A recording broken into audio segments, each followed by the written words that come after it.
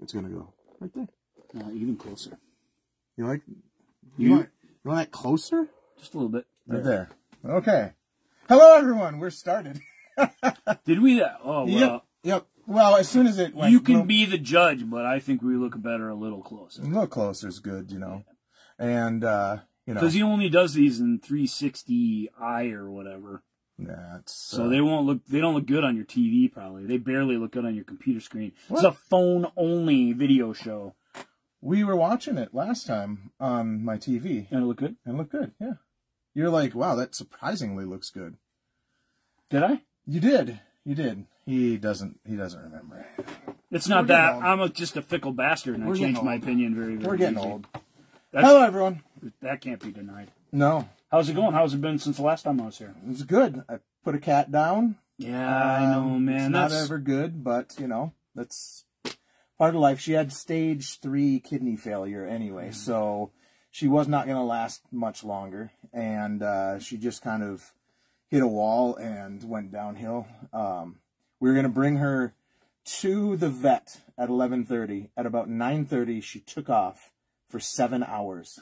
Then came back after the vet was already closed, and then we had to pay double. But we could not. It's kind of cool, though, isn't it, that she had one last go of it out there in the world? Screw you all. I think that's kind of neat. Screw you all. I'm gonna just do whatever I want, and you know, I joked that she was trying to save us money, and then she ended up costing us about twice as much. You guys are pet people, though. It's one of the big, you know, grief and being able to let go and going through that whole process. It's one of the most important things pets teach us, I think, especially when we're young, but they keep teaching it to us. Yeah. Because even when they get sick and have troubles and stuff, they get it in a way that people seem to not get it. They're like, I'm going to just go away and that's what I thought she was going to do. No, I think there's just go someplace, yeah. I just think there's something amazing about them. So I'm sorry to hear that. But. Thank you. Yeah, it's sad. Barb's sad, and I dread having to deal with another cat, but I know it's going to be inevitable. So, but we still have the dog, and she's happy, and she's like the Energizer Bunny. So yeah, that's a great dog, Ripley. So everyone, last one was 2 episodes. Took us 2 episodes, 4 hours and. God, what was it? It was like 4 hours. It was only 4 hours and 46 minutes. Because it was 2 hours and 39 minutes and 2 hours and 9 minutes. No. Yeah, I believe so. No, the first one is like 2 hours and 39 minutes. No, the first one was 2:09, and then the second one was... No, the fish one. No, technically the second one with... Well, you guys are on the YouTube channel. Yeah. Double check him on that. I thought they were both just a little over 2 hours. But they were only 2 albums apiece, so I mean that's as epic as it gets, no matter how you swing it. I'm not debating that. I just feel like 2 albums couldn't have been almost rounding up to 3 hours. That's not right. Right. No, we couldn't even 4 hours. No, we couldn't even have done. I couldn't have done 2 shows when one of them was almost 3 hours. There's no way. Not in one night. We'll have to look. We'll have to look once we're done. Yeah, well, y'all look now, and then you'll know that I'm right about this. The fish show, but you'd think it would be. Right. Now that we've done a few of these, you get why that one really was more than 2.5 hours, because those, you know. I want to do a shout out to another channel too. Yeah. The movie show with Joel and Ryan. That's a good one. Movie show with Joel and Ryan. That's a great one. Just saying. That's a great one. They are very. What's a good word for brief? They're We're also kind of a little on the long-winded side. 2 or 4 hours, something like that. No, I was going to give a shout out to a guy, I believe he's in Scotland. I think it's Davies Music and Cinema, or... Yep. Is that it? Yeah, I was going to write the name down. Yeah, we should have done that. We got more shows to go. We do. We will eventually give a proper shout out to him because he's been really supportive. Very vocal, telling us basically anybody who says, your shows are too long. He's like, no, this is what we want. Marillion fans want deep cuts. We want anyone can do a 2-minute video, he said. Right, yeah. We want deep dives. Turns out we could not. We can't even get to the start of this show in 2 minutes. So thank you, Davey, for Appreciate that. There's another writer who's written in, gave a really nice, if you're on YouTube, you can check this out, gave a really nice explanation of the Rake's progress, which I just barely touched on. Right. I think he's a local guy. Yeah, very cool. And he is, because I said Dave should have you on the show. Right, You know all this stuff. Yeah, well, yeah. I know there's something there, but I don't know what it is, so I'll just make it up. Whatever. We know, we have knowledge. We have knowledge. But, we do have some knowledge, yeah. I think his name is Kyle. He was again, very fun. Very fun to get the comments, to have people listening. I mean, that really makes it worthwhile, because we were definitely insecure about the lengths of these, and it's just nice to know that some people like that. And, I'm still kind of insecure about them, but, well, because it is a little much, but you got 200 plus listens each. I mean, that's... Yeah. Oh, shit. I didn't people are listening to them. I didn't know that. It's like 270 to date on the Fish one. Nice. I know my buddy Phil has been listening to him in blocks, and my buddy Glenn, who actually said, when's the next one? Because I want to know what we would talk about on the next 4. Because he said, I can't wait to hear you guys rip on Radiation. I think these are his 4 least favorite albums. He did a ranking. He said that 2 of these were his least favorite, but if all 4 of them are, that's a little weird. You're probably more right. 2 of them, it's funny, kind of transitioning into the show itself. 2 of them are a lot of people's least favorite. Right. We're moving into a phase where Marillion is an independent band now. They were distributed by Castle originally, which is sort of a little, it's like an indie distributor, but they put out H's solo album. They put out the first Wishing Tree album, which is Rother's solo project.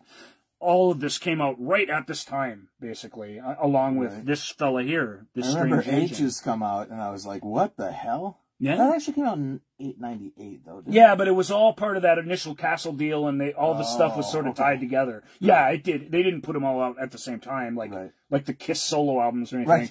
But well, this is 90... 97. 97. Yeah. And I think H's Ice Cream, what was it? Ice Cream Genius was the following year. If you guys play your cards right, we might do those solo albums too. Who knows?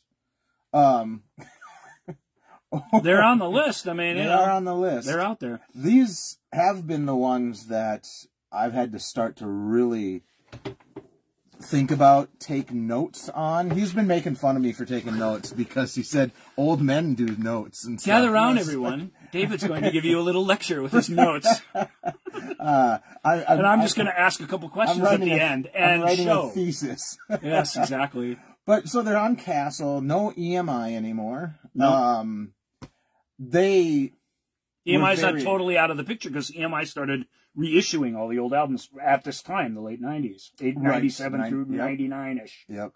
Well, they're not dumb. They just didn't want to have to pay for more shit. But I mean, it was, look, you hear of all the struggles that they go through, but if you really read about struggles between record companies and bands, given what this band was, there wasn't that many struggles, truly. Right. They played out their contract. They filled it with mostly studio albums. There was a couple live albums, but it wasn't like there was a bunch of... Right, and no filler, really. Not really. And 6 of 1 was a filler one, right? Part of their contract. Kind of, but there's 2 new songs on there. I mean, it was, you know what I mean? There was the studio wanted that project. Right. And they didn't really have any, like, huge drug addiction. I mean... No, right. I mean... A little bit of that. In the whole scheme of things, this is probably the most bring home to grandma band that you could have on your label. But it was a pretty good relationship looking back on it. Right. When you look at the way they've treated reissues. Now, obviously, right in the aftermath, they started reissuing their albums remastered in deluxe packages immediately after they left the company. Right. And it wasn't just to make an easy buck on them. The band was involved in all of it. Indeed, Lucy Jordash, who was the person who produced those initial reissues, became their manager. Oh, really? She was an EMI employee who was kind of in charge of those projects. And then when that project ended, she's like, okay, EMI, I did the Marillions. I'm going off to work with them from now on. And nice. I don't remember. I'm less in touch with the band from that aspect than I used to be. So I don't know if she's still there. But She was there last time I checked. Because so. up until, like, Afraid of Sunlight, you were kind of a message board kind of person. You were really heavily into their fan club stuff. through somewhere else. I was really active with the band, as much as an American kid from the Midwest can be. Because I can't just go to the weird gigs and the Christmas concerts and do all that crap. Right. But I bought every damn thing, and I did 2 on their own website, on their message boards. I did 2 polls, which were pretty exhaustive. Let me ask you a question, because in all of this, because of the whole, we're not on a major label really anymore, and especially after this album, Castle, it becomes Racket. Because becomes Racket, right? Truly, yeah. Yeah, so they... Intact. Did you... Their outside entity was Intact Records, which it still is, I believe, to some degree. Did you ever contribute to any of those, like, Kickstarter things? Yes, yeah. You did? All of them. Really? Okay. I've never done Kickstarter stuff. Well, when we get to the end of this one, we'll talk about a little bit of that, because this is where that happened. This is where it started with this album. Right. Or right after this one. Correct. So, we have This Strange Engine. It took us 20 minutes to start talking about the CD that's in front of us. A little context, a little get to know you. Yeah. This Strange Engine, that's what, is it Einstein called The Human Heart? I believe so. Okay. So it's an Einstein quote. He's the brains of this operation. If you look at the little cover there, if you look really closely, you can see inside the engine there is a little heart there. Yeah. Sorry kind of like the Dream Theater heart for all you Dream Theater guys. Not wrapped in thorns, I believe. But, but it is sort of on fire. It is. So it does remind me of that one. It's on fire, yeah. Doom, da, dum, da, dum. And bands that had one hit. I love their greatest hits. It's called Greatest Hit and Other Songs. Whose that? Who's Dream Theater. Oh, right. Yeah. Well, and, is it Live Another Day was their hit? Another Day? No. Pull Me Under? Pull Me Under, yeah. Pull Me Under wasn't a hit. Wasn't a top 40 hit. No, but it was huge on like 93X type metal radios. It was. That's a good song. I mean, it stayed in, because they had those Battle of the Songs every night. I miss Kevin Moore's lyrics, man. I do too. I miss his playing. I miss his playing, but I think they've had a lot of guys. Like, I don't have a problem with any keyboard players that have come through in his wake. Right. But I think his songwriting and his lyrics, man. Pull Me Under is about, what did he say? Everybody's like, this is about Hamlet, right? You're quoting Shakespeare all throughout this. And he's like, well, it's not really about Hamlet. It's about what Hamlet was going through. Right. And that distinction, and the fact that he makes that distinction in his head, just shows you what a kind of really smart and really good writer he is. But we can't do Dream Theater. Sorry. Kevin Moore, hats off to you. And Pull Me Under. That's a legit good song that deserves the praise it gets. And that's a great album. The next album is great, too. Up until... I mean, okay, we're doing a Marillion video, so... This Strange Engine! Yes. So, we got This Strange Engine. It's basically, go ahead, about the human heart, the human condition, the human... Well, it's not a concept album or anything. No. It's got a ton of acoustic guitar on it. Very, very few guitar solos. That's an interesting thing about it. So it's got this MTV Unplugged feel to it. That's not the whole record, but lots of it has that sense to it. It starts out with the little strummy bits on the song Man of a Thousand Faces. I mean, very, It's very, like, right off the bat, it's like, hey, this is what this album is going to be. Yeah, it's a really great lead-off track. You remember that how the last album ended? Yeah, this is nothing like that. Well, until we get to the end. Yeah, until you get to... There's still some vestiges of that late EMI, H-era Marillion sound, but it's a different sound, which is interesting. And it's... The songs, I'll just say, and this is true of this whole era until it isn't, but it's certainly starting with this and continuing for the next couple albums, it's very, very song-based songs. It's not to say there aren't exceptions, but it's very, very verse-chorus structures, very, very clean writing. I kind of disagree on some of that. Well, that's how this album is. I don't know. Oh, this album, yeah, but this album later on into the album, and then later on into the next 3 albums. Well, we'll get to them when we get to them, but yeah, it's not like that Marillion went away, but that big, huge, layered Marillion sound of Brave and Afraid of Sunlight. Honestly, I think isn't here I think this first song, "Man of a Thousand Faces," could have easily went on Holidays in Eden. I think it could have easily been like, "Hello, I'm here for holiday." Well, it's very catchy. It's very song based. It's, you know, "Man of a Thousand Faces" is based on Joseph Campbell's "The Hero with a Thousand Faces." There's all kinds of things based on that. That's a thing that when artists read it, they have a very sort of strong reaction, especially somebody like H, who constantly thematically keeps coming back to the idea that we're all one. We're all the same thing, repeating these different cycles and stuff, and we need to understand and love each other, blah, blah, blah, blah, blah. Even though "Man of a Thousand Faces" is primarily John Helmer lyric, I think this is the last John Helmer album. Yeah, because once you get to Radiation, it's like, hey, John, we miss you. Because some of those lyrics are... Don't want to skip the Radiation. We'll get to that, yeah. "Man of a Thousand Faces" is really, it's just an acoustic-based pop song. It's got a big anthemic chorus. You can check out at 4:45 and feel perfectly satisfied, or you can let the last 3 minutes of the big ending. Builds up to a great ending. Great crescendo that's fantastic live. Which is kind of like they've done on like Seasons End, the song Seasons End, and a couple other songs where it's kind of like this added on thing. Because it's not really... But it's the distinction here, because you're right, they've done that all throughout the ages. They've done it all the way back to the first album. Right. Where you just suddenly are doing something else, and this is how the song ends. But this one kind of connects to... Well, it's based around the vocals. Yeah. And the big fat layered vocals. So that makes it a little different, even though it is a little bit the same. You know what sucks about not being able to let you hear stuff is we can't give you a sample. Because if we could listen to this stuff while we were talking about it, or hear it, it would be like, oh, that is, you know, and that's the downside. Show would take 10 times as long that way, but it would be awesome. 10 times, and we'd get to... I've always said it. I don't know how you do a music show without being able to hear the music. It's hard. But we've proved you can do it. We got a lot to say. Right.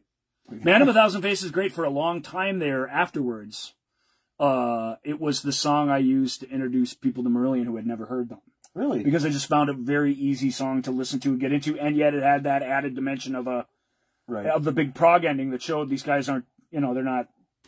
Well, and probably... They're not just a strummy, you know, whatever, catchy pop band, which is what they sound like at first on that. And probably by the time you were trying to get other people in to them, it was this era or later. So...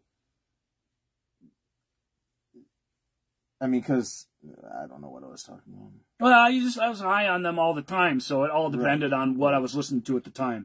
But "Man of a Thousand Faces" is, you know, if you want to introduce somebody to Hogarth era Marillion, I mean, it's a good one. It's as good as any. Because it's and a lot of their lead-off tracks are like that, to be fair. Yeah. It's an easy one to get them into. I will say that about these...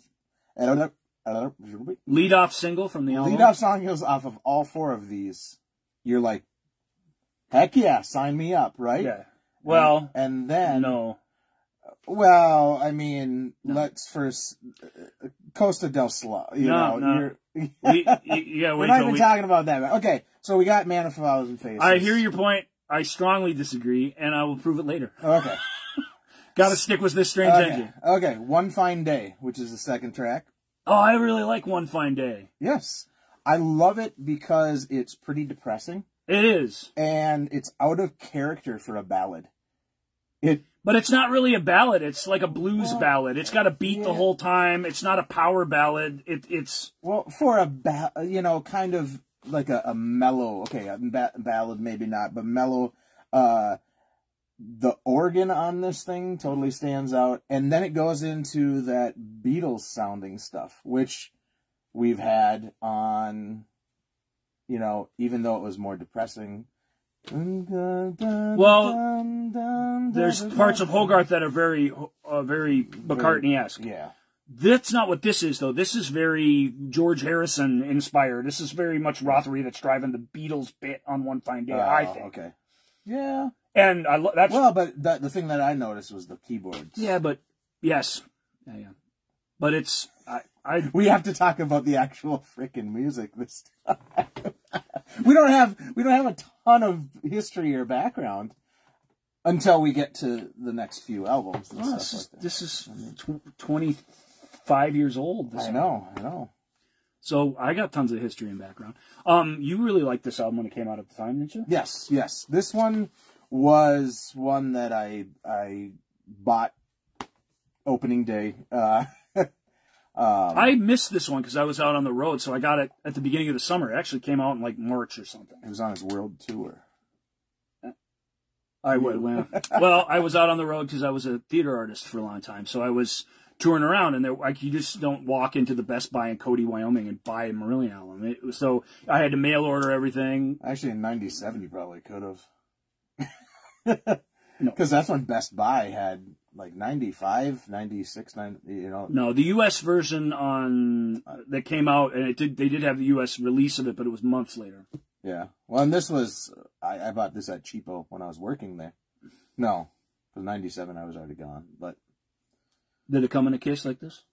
This is the same one that you bought. Yeah, yep. So you bought the U.S. one. So you really didn't buy this right when it came out. You bought it quite a bit later when the U.S. version came out. Right. Well, I wasn't. It was back in that time. UK version was like a digipack, and it was a little different. Back in those days, I mean, you wanted an import, you're gonna have to pay $10 to $15 more for an import or something like that, So it's true. I would just wait. I would always just wait. I couldn't wait a day, but with this album, I literally didn't know of its existence. I just was not paying attention to nothing in life, or I wouldn't have waited. Right. But I did, and it worked out fine. It was just what I needed for the summer. This was a great driving around in the hills of Pennsylvania in the summer album. It was perfect. Yeah. So I was super happy to get it. Man of a Thousand Faces is great. One Fine Day. It is balladish, but it isn't. I just don't want. It's not like one of their quiet little somber songs. It's like I said, it's got a beat the whole time. It's like a pop song. It's a very British pop song with a big Beatle influence. That like a lot of Beatle influences on its sleeve. They're not being coy about it. And kind of depressing. I mean, that's immediately... The lyrics are downbeat, but the song is almost like... It's kind of like positivity. It's like a positive song hidden in with a hidden dark meaning. Well, we've talked about that before. Right. The song I think it most resembles, it's not quite as good, but the song it most resembles is Beautiful. But Beautiful's sentiment is very positive. One Fine Days is a little dark. Looking toward a dark future, but doing it with a stiff upper lip, basically. What's more British than that? Next song was the second and final single off the album. 80 Days? 80 Days. I think 80 Days is a neat song. Again, the acoustic guitars are back. This is a super strummy acoustic guitar song. Yeah. And I like it. The keyboards stand out on a lot of the songs. Like I said, they're all guitar-based songs without guitar solos. So you have a lot of you have the personality of the keyboards really cutting through for a change. Because there's not as much affected guitar. The acoustic guitar, you can do stuff with it, but you don't do much with it. Right. And it gives him space to do keyboard solos, too. So you're finally getting... And he does a whole bunch of them. Solos are on this one. They're pretty cool. This is not one of my favorites. This trumpety solo on 80 Days, the keyboard solo. I like it. These are my notes, people. I like it, but not one of my favorites. That keyboard solo is a standout, though. You like the keyboard solo. I would think this would have lived... It's neat. I tend to not like... This is a pet peeve of mine. Because I like the way he plays it. And I like the way it's like a great guitar solo. It pulls these great notes out of the song. Right. That you haven't quite heard yet in combination before. And that's always, to me, what a great guitar solo is. Is that the one where it kind of sounds like an oboe, almost? Yeah. Right. Yeah. It's like a bugle solo, I call it. I also thought if this had been on Holidays in Eden, I would have really loved it. It's weird because Dave can't get over. I can't get over Holidays in Eden. Why don't you just leave these songs on This Strange Engine where they belong and where they're really needed? No, I know. It doesn't need it. But I'm saying they're not, they wouldn't have been out of place on that album, and A, B, C, D, D, F, G. No, it's just 6-7 years later, and this just doesn't. The songs are very poppy, like the songs on Holidays in Eden. That part I'll agree with, right, for the most part. And certainly this opening stretch. Definitely not. But the end. It doesn't have that big production sound. Like it's absent that almost entirely. It's a really well mixed and mastered album, but it's very trimmed down for Marillion, even compared to Holidays in Eden. Right. Not every song, but almost every song. It's just very simple. They wrote. Right. It's important to note that they wrote songs for this album. Yeah. With Brave and with Afraid of Sunlight, they built things from jams.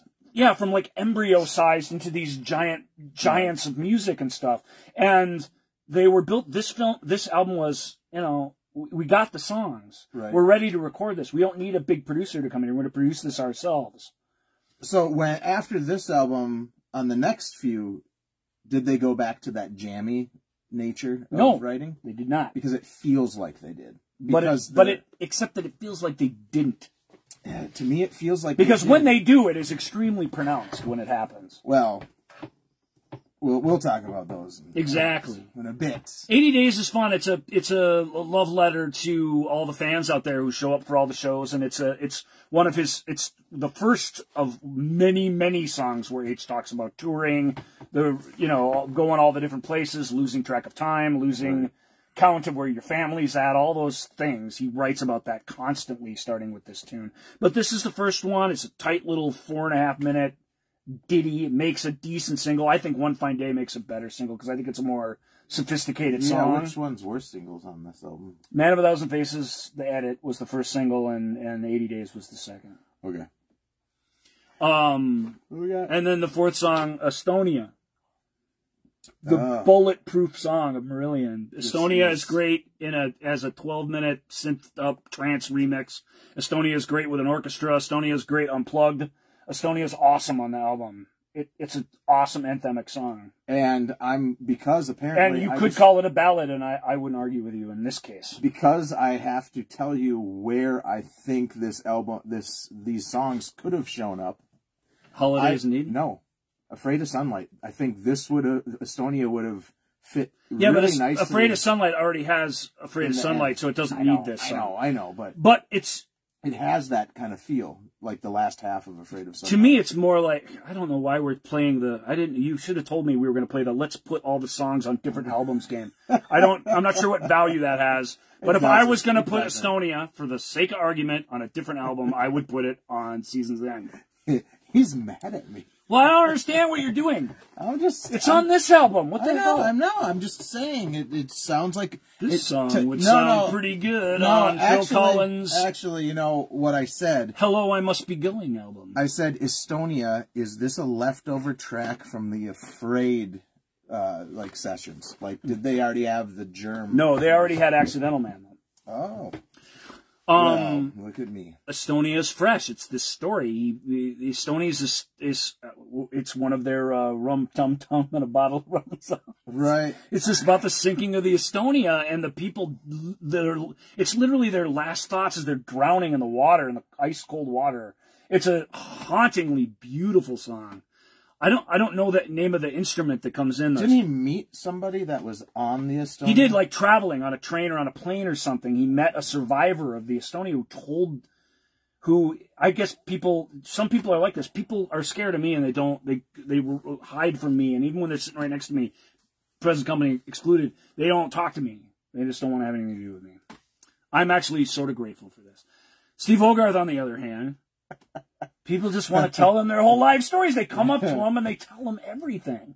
He's a good-looking guy. I think he just exudes interest and warmth, and he's a very polite Englishman. Right. He looks like he should, he'll make an awesome song out of your terrible, haunting, worst day of your life story. Tell me the shittiest day of your life. I'll make a great song out of it. He was tremendously moved by some of the images that were conjured by this person describing almost drowning, and he created this song. And the song is the song's a weird mix of things. It's extremely dark when it's about drowning in the verses. And it's almost absurdly hopeful to the point that it almost isn't anymore in the chorus. Because it feels like there's some weird denial or rationalization going on. Maybe that's why I don't like the chorus as much. Because it insinuates an afterlife?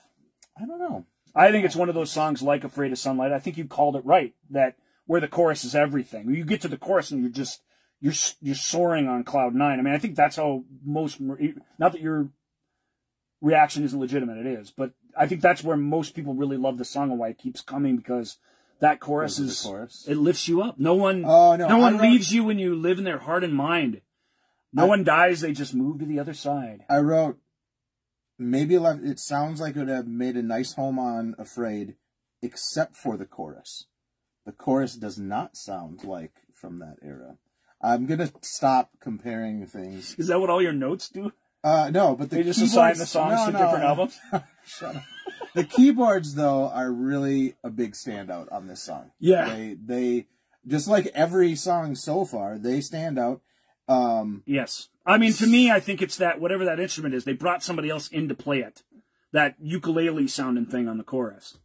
Oh, really? Yeah, to me, that's the thing, because that makes it feel old and nautical and folky, and like I say, I think the chorus is so strong that that's the big moment. But the synths gurgling out in and out. I mean, the whole arrangement of the song is built on that. We definitely have Rothers is back to noodling. He's not really responsible for the structure of this one. He's sort of plunking and adding in effects and stuff. And it's deeply atmospheric. It feels wet and waterlogged when you hear it. You feel like you're kind of underwater.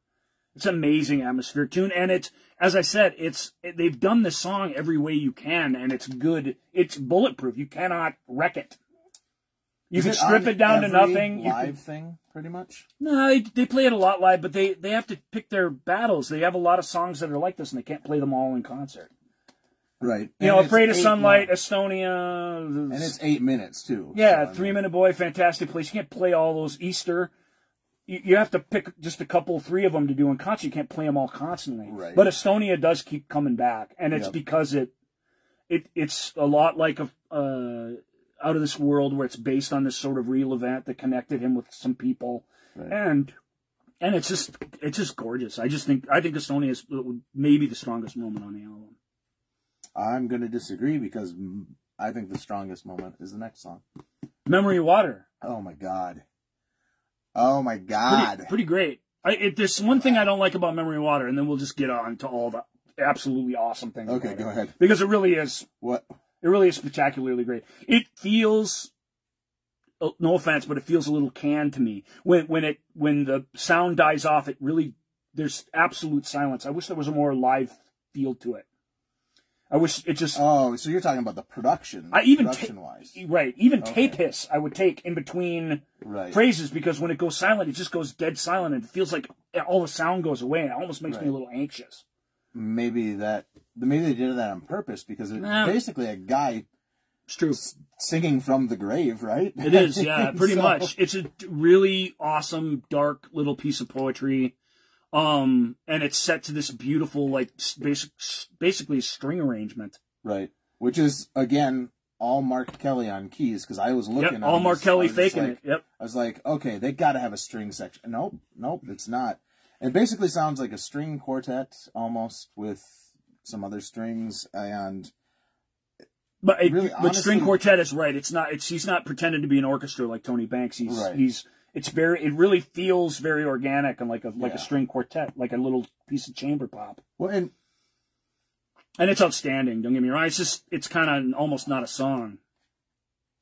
But for almost not a song, it sure does make my top 10 list of all time Marillion songs. I wouldn't go that far. It doesn't really contain anything that Marillion are awesome at, but I do really like it. Well, and that's what I also wrote. Completely different than anything. You wouldn't like it when they do it live. They've done. Why? Because they do the Big Beats mix of it live. Oh, do they? Which is a 7-minute. It's like completely different. Well, maybe they'll do it now that they're hanging out with a string quartet or a. You'd think they would have, but they didn't. Yeah. They didn't either during that tour nor for the album. I suppose the theory being that it's already a string song. We don't need to string it up. But with real strings, like live, wouldn't that have been? It would have been awesome. Plus, you guys, it only takes 2.5 minutes. Just do it. Right. I think they thought it was. I mean, the only thing Are we I can talking think to them now, like they're watching these. Just do it. By the way, Ian, the drums sounded awesome on Holidays. I totally disagree. I'm gonna bring everything back to Holidays. Yeah, you got to start buying up all those Sheena Easton and Mike and the Mechanics albums now. You just think that guy's so awesome. I have all the Mike and the Mechanics stuff. Do you? Yeah. Well done. So I think I maybe have a greatest hits of Sheena Easton. I'm not sure though. I like these things, so I'm not complaining. But I'm. This is the guy who, when my friend Dave said, "Please do not get this Peter Cetera box set," I messaged Ryan, and he's like, "Thank you so much. I love Peter Cetera, not in a what did you say? Not in a I love West Coast easy listening music in a not ironically, but with my whole heart, is what I told you. Greatest quote ever. Look, I'm easy. I like things that so are great. I like things that are tuneful and well played, and that encompasses a lot of stuff. Oh God, he thought he was gonna start talking shit, and I'm like, and oh my. That Peter Cetera box is great. I mean, if you're a Peter Cetera fan, it's fantastic. You couldn't ask for anything more. They lost out on a couple tracks because of licensing, but almost everything's there, and it sounds awesome. What else could you want? I've been thinking about getting it. Kind of just part. I mean, you hate Peter Cetera, that's cool. I hate lots of things, but when you just rip on him and make fun of him because he's what? Because he's mellow? Because he's a wuss? It's like kicking a puppy. It makes you an asshole. Made tons and tons of freaking money. Well, there's that too. I'm a little jealous of him for that reason, but whatever. Right. Back to Memory of Water, vocals and this bass. Well, vocals, lyrics, it's awesome. The whole song is vocals and keyboards. That's it. Yes. Is there even bass on there? No, I don't think so. And why they didn't do it on that string quartet tour? Hopefully they'll do that again. I doubt it, but who knows? Who knows? But that would have been a good shot for you guys to do it. I'm gonna be out of the shot here. Apparently. So. That's a great song though. It's just it's I don't know. It's to me I have a hard time. You have a hard time with the best song on this album. It's just almost weird. It's almost not a song. It's hard to explain. But it's almost like the most beautiful song ever created too. At the same time. Yeah, I don't like it that much. Wow. Let's move on before we start fist fighting. Well, what would Memory of Water be? It would be right in the middle for me. Well, no, it would be right at the top. It would be probably my third favorite song on this album. So I love it. I really do like it. but it's not very much. But it's my third favorite song on a somewhat lesser Marillion album. So that's not some like makes my all top 10 or it doesn't make my top 40 probably. You know what? I feel that it's a sister brother song with. A song that we will talk about in about 2 more videos, and that is She's Older Than Me. Yeah. And you love that song too. I do. And I like that song too, but I don't love it. But that's a really good song, and it is a really good comparison. Yeah. I totally agree. Okay. So at least I agree with you on that. Right. I just don't quite share your passion, even though I think Memory of Water is really, really neat. I mean. And we'll talk more about the remixing and what happened to that song and some of these other songs here in a minute before we move on from this Strange Engine. But next song. Accidental Man. Accidental Man had been kicking around from the Brave, Afraid of Sunlight era. Really? Okay. Yeah. Okay. And it has that sort of sound to it, actually. Which is weird because it's almost a hint of where the next album is going to go. Yeah. I agree with that. Actually, yeah, I do. Because it doesn't have. It's still a song. It's a very simple. For Marillion, this album, even though it ends with a big 16-minute epic thing, which is actually 30 minutes on the track. Which I hate. But we'll get to that. You're not wrong. Right. You're not wrong. So about that. Such a 90s. Grr. There's let's get my music editing software. Hidden track on their latest album, and it's 2022, folks. You're not, oh my God, it's not 1995 and you're Tool and you're just... I was just going to say, it's not like we're fucking Tool. Jesus Christ. See? Oh my God. Okay, we're on the same page again. Yeah, we're on the same wavelength, totally. Okay. Accidental Man's fun. It's a fun rocker. I dig it. It's got a cool sound to it. It's got a cool... you know how we're talking about how these big anthemic choruses, this is the first chorus on the album that has like a breakdown chorus, which I think is kind of fun. The chorus is smaller than the rest of the song. Right, and it's just him singing, I'm an accidental man. Yep. Over, and I wrote, the chorus lyrics are kind of mediocre, Well, but all of the music behind that right. totally makes up for whatever is happening. The chorus lyrics are, I'm an accidental man. That's it. It just says that 4 times. Right. And the reason the lyrics are simple is because the music, the breakdown is what's selling that part of the song. Yeah. So it has to be that way. Ian's drum part, just the beat, all of it. They're all like doing this. They're all doing this super cool Marillion stuff. Right. It's just, it's this guitar rocker, and you're like, okay, well, this isn't their best guitar rocker, but it's not their worst. Right. It goes all halftime on us, and the chorus sort of makes the song in an opposite thinking sort of way. So it's a lesser appreciated Marillion song, no question. I think it does sort of tell the future. I don't think you're wrong about that at all. If I were going to put Accidental Man on a different album, it would absolutely be on the second side of Marillion. I do. I have to be a dick about it. I apologize, but I do have to. I'm compelled to. So that says what it says about me. Yeah. What does your note say about Accidental Man? Almost a hint of where they will go for the next album. Chorus is kind of lyrically mediocre, but the music makes up for that. It's lyrically minimal. So if the lyrics were stupid or clunky, right? Okay. Right. And at least it's deliberately simple.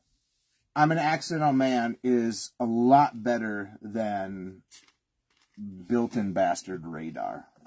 We'll get to that. Oh yeah, yeah. We'll get to Built-in Bastard Radar, baby. So check out, which is kind of a similar type tune.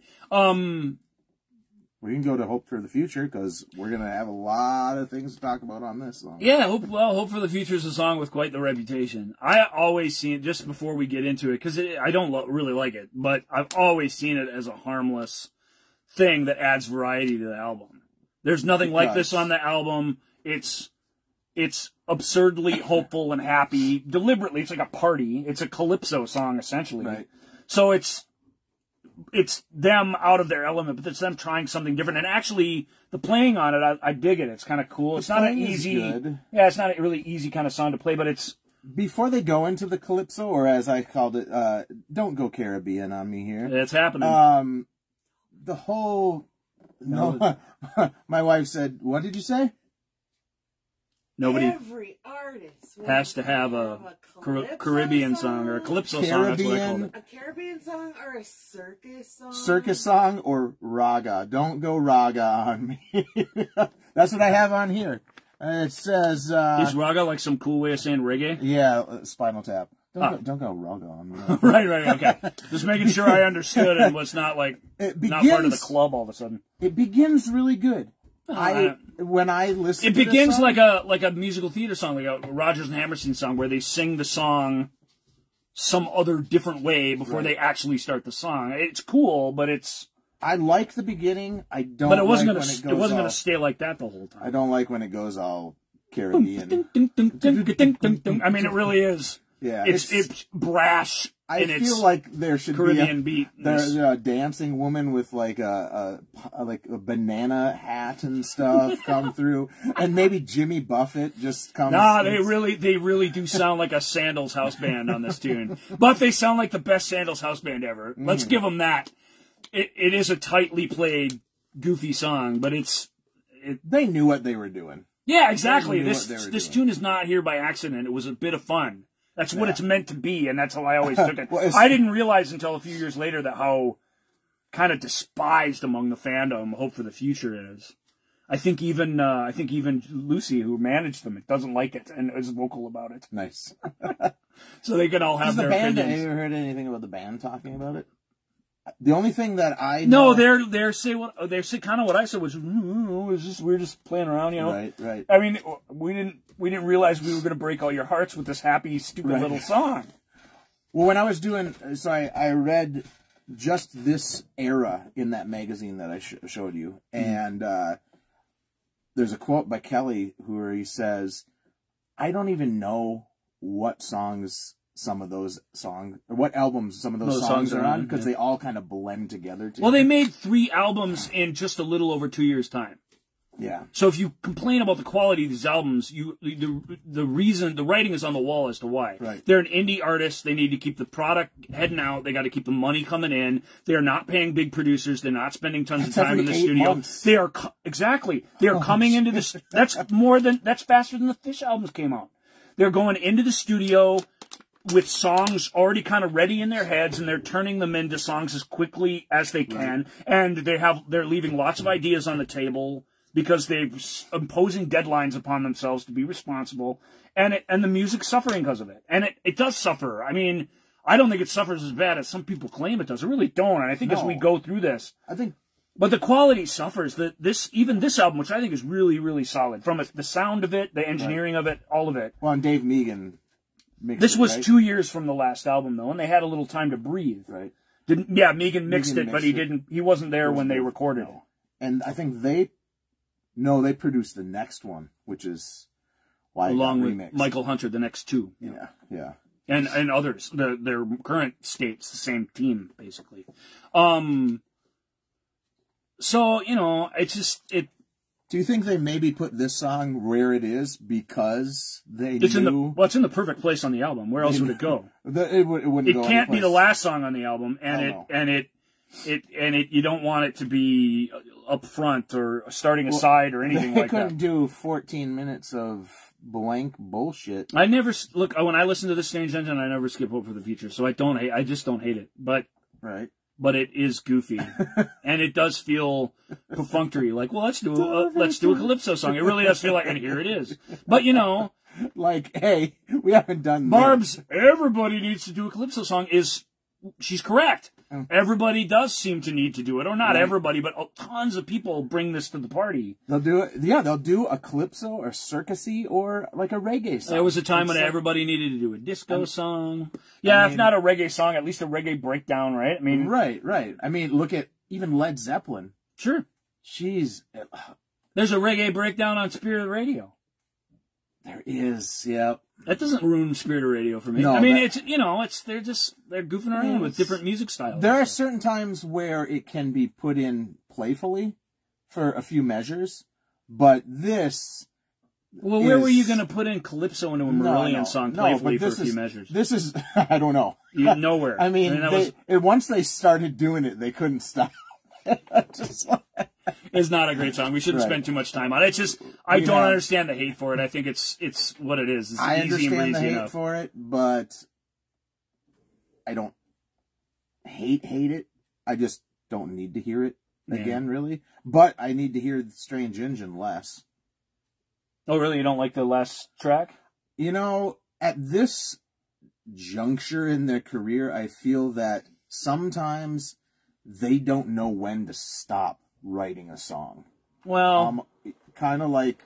I really don't think that's how this song came about. I do know what you're saying. It has that feel to it. It does. Right. It feels like this can stop somewhere here. But this song isn't a we started a song and kept writing it and it just kept going in all these different directions. This is literally like Kansas's Leftoverture. It's literally a bunch of leftover ideas that they put in order, and then that H...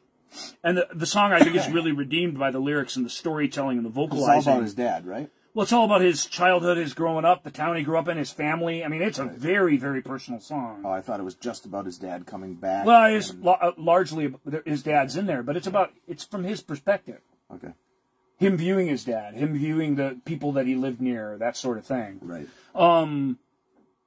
And I think that's powerful, but it's a meandering song. It's very long. It doesn't have to be meandering, but it is.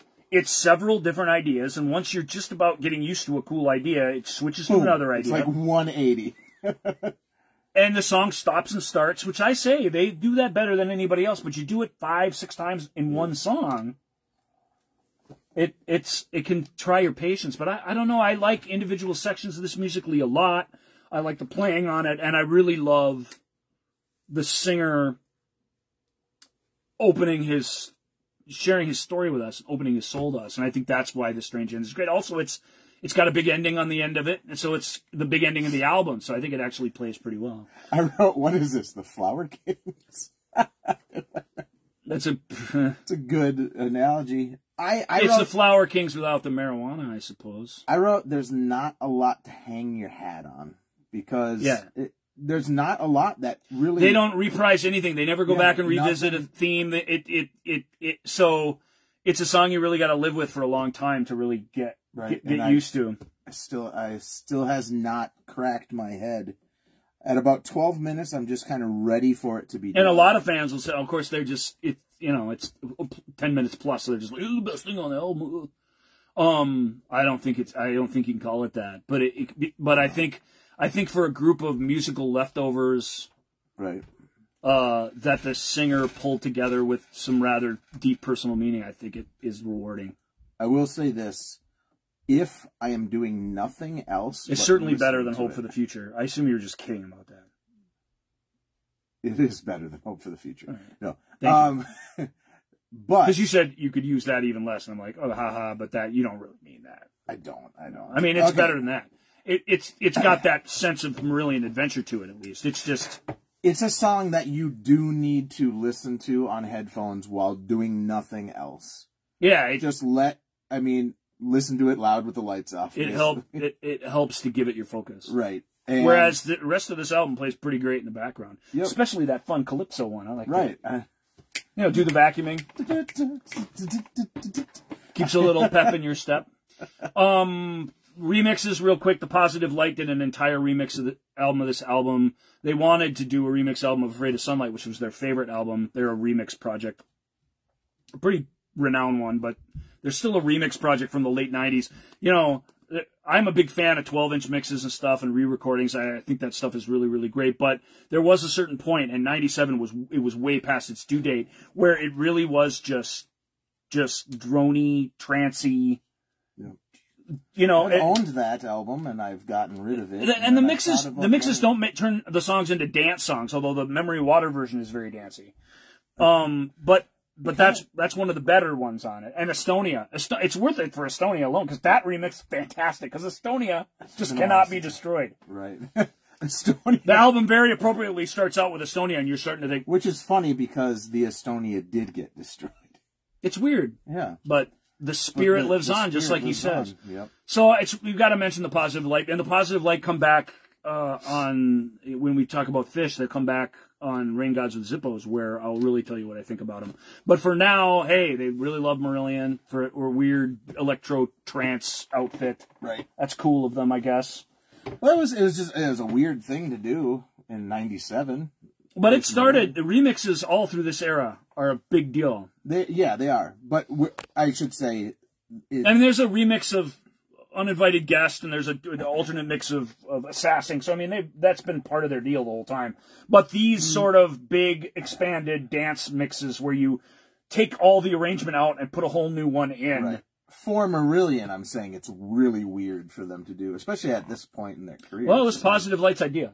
Was it? Okay. And they said, we can't endorse you doing Afraid of Sunlight because that's on our old record label and we don't have any say in that.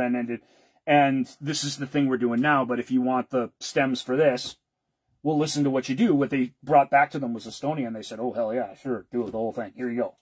Weird. They loved the way that sounded. Okay. But this Strange Engines, 25 minutes instead of 16, that doesn't help it. And it doesn't help it that what little musical character is in each bit of this Strange Engine is taken out for a more unified, like, sort of monotonous sound. I mean, it doesn't really help any of these songs. No. The Man of a Thousand Faces, which should make a fun remix because it's upbeat, it's got great lyrics and stuff. Yeah. They just got rid of the words, and they called it Face 400 or some weird... Like, they retitled it because it doesn't even sound enough like the song to maintain the title. I asked him if I should buy it again on CD, and he's like, no. Well, you should have bought it in the first place, which you did. You shouldn't have gotten rid of it. But now that you have, should you go out and get it again out of, like, some completist? I don't think you should. No. Do you know me? But you shouldn't have gotten rid of it. I shouldn't have gotten rid of it, but that was the even though I'm endorsing you not buying it again, you shouldn't have gotten rid of it. That was the money's tight years, so. Well, and you used to be more judicious, You really do catalog stuff, collect stuff. Right. Back then, my collection is a thing that's a living thing, and I want everything in it to be awesome. Right. I'm getting to the point. I've never been that way. I'm getting to the point where I'm just like, I might have to go through some of these and weed out some stuff I know I'll never listen to, like Frank Black or Belly or the Pixies. Will I ever listen to those? Who knows? I got them for free from somebody else, not you. Well, give all those to me, because I like Frank Black. Oh, okay. Not so much the Pixies, believe it or not. Very weird to be a Frank Black fan without loving the Pixies, but that's a side story. The other big thing to talk about after This Strange Engine was they were not going to tour in North America. They just had For Afraid of Sunlight, and they were going to take this tour off. They were doing interviews where they basically said it's about $500,000 to tour America, almost that we lose. Right. Everybody does. Well, any band from Europe, and certainly any band with their following, like, they can have a pretty big hit tour where they sell out most places, which they do. They know where to go. Yeah. And it's just the expense of coming over here now. And now it's worse than ever for everybody. Yeah. But it was hard even then for them. And they made this statement in an interview. I don't remember who they were talking to. But some enterprising young lad over here, I can't remember his name, but he's a very famous dude in Marillion lore. You probably find him on Wikipedia. Decided to start what, as far as I know, and this concept wasn't brand spanking new at this time, but really started the first crowd-funded tour ever. And he started this thing, and the band sort of endorsed it, and then the band sort of got an official entity into it to collect the money and stuff so that everything would be on the up and up. And they raised enough to come tour here, and anyone who contributed to that even got a CD, a signed CD from them, a double CD of the complete set of the Rochester, New York show. It's funny because in that magazine, Mark Kelly, I guess, went on to the message boards and things, and he was basically like lurking just to see what people were talking about. And he saw this, and they contacted him, and he was like, yeah, sure, go ahead and do that, thinking it wasn't going to get anything. Wouldn't, yeah, exactly. And the next thing he knew, he had to go to the band and go, hey, they've gotten us enough money to go to the United States. They've done this thing, and they're covering our losses, so we got to go. Right. And yeah, they toured through here. Like I said, they had that giveaway. It was very cool. They did not tour through Minnesota, though. Well, they haven't been back to Minnesota since Clutching. Yeah. We ruined it. You just got to drive to Chicago. It's not that difficult. Right. They come Milwaukee. They were at Milwaukee. They sometimes go to Milwaukee, but every time they come through, they play Park West in Chicago. Every time. And that's where you've seen them all the time? Every time. That's not a bad drive. It's a great club. Sounds awesome. Yeah. It's right on the lake, and Chicago's awesome. So if they come back there, I highly recommend that experience if you're in the upper Midwest. I'm totally going. But it's neat, and it's kind of neat that happened. That tour, I did not go see them. That's because you were on But I did contribute to the thing, and I did get my CD, so it was a fair exchange. But I was out and about and really couldn't go see them. I had seen them on Afraid of Sunlight. It was the first time I saw them. And if I had to choose, especially when you look at the set lists and everything, that was the one. That concert was incredible. Right. And I saw them once again at another perfect time. So I picked the 2 right spots. Really? Marbles? The Marbles tour. That's right. So, The Strange Engine. Now it's less than a year later. Yep. It's almost 6 months. It's only about 6-7 months after the U.S. version of The Strange Engine came out. That's a weird one to be putting up.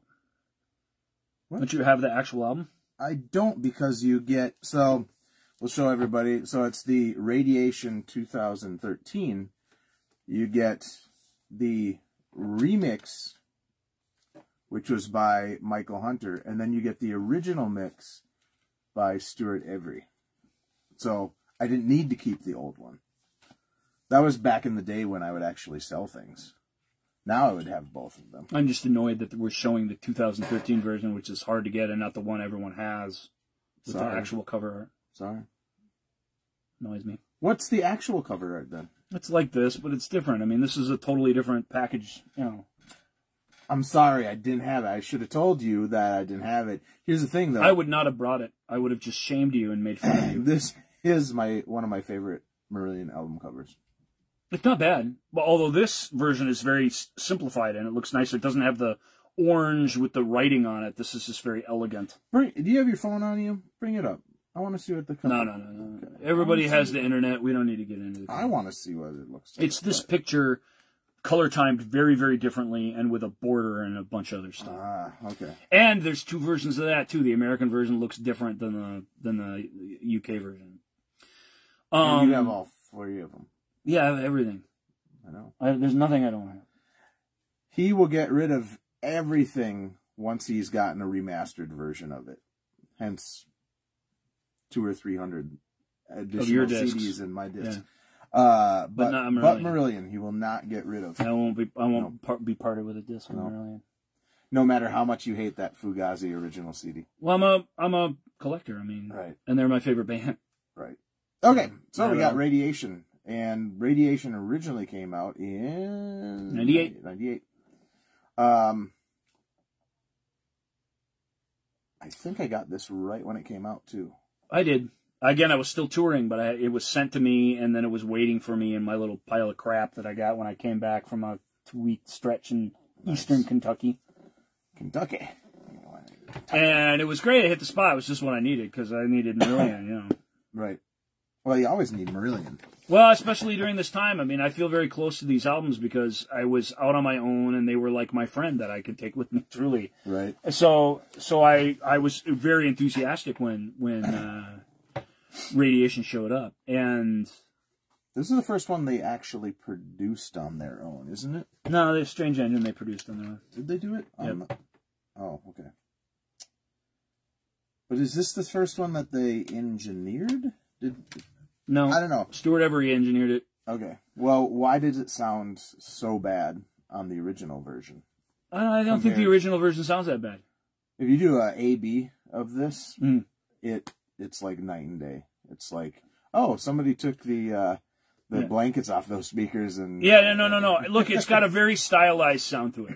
Yeah. The band was really into modern rock at the time. This album, whether you like it or not, is influenced by OK Computer and what the Radiohead was doing at the time, and what all those people were doing at the time. It's still Marillion, so it isn't like Radiohead. Right. But the B-side to These Chains, which is the only single from this album, was a extremely faithful unplugged version of Fake Plastic Trees by Radiohead. So there's a weird...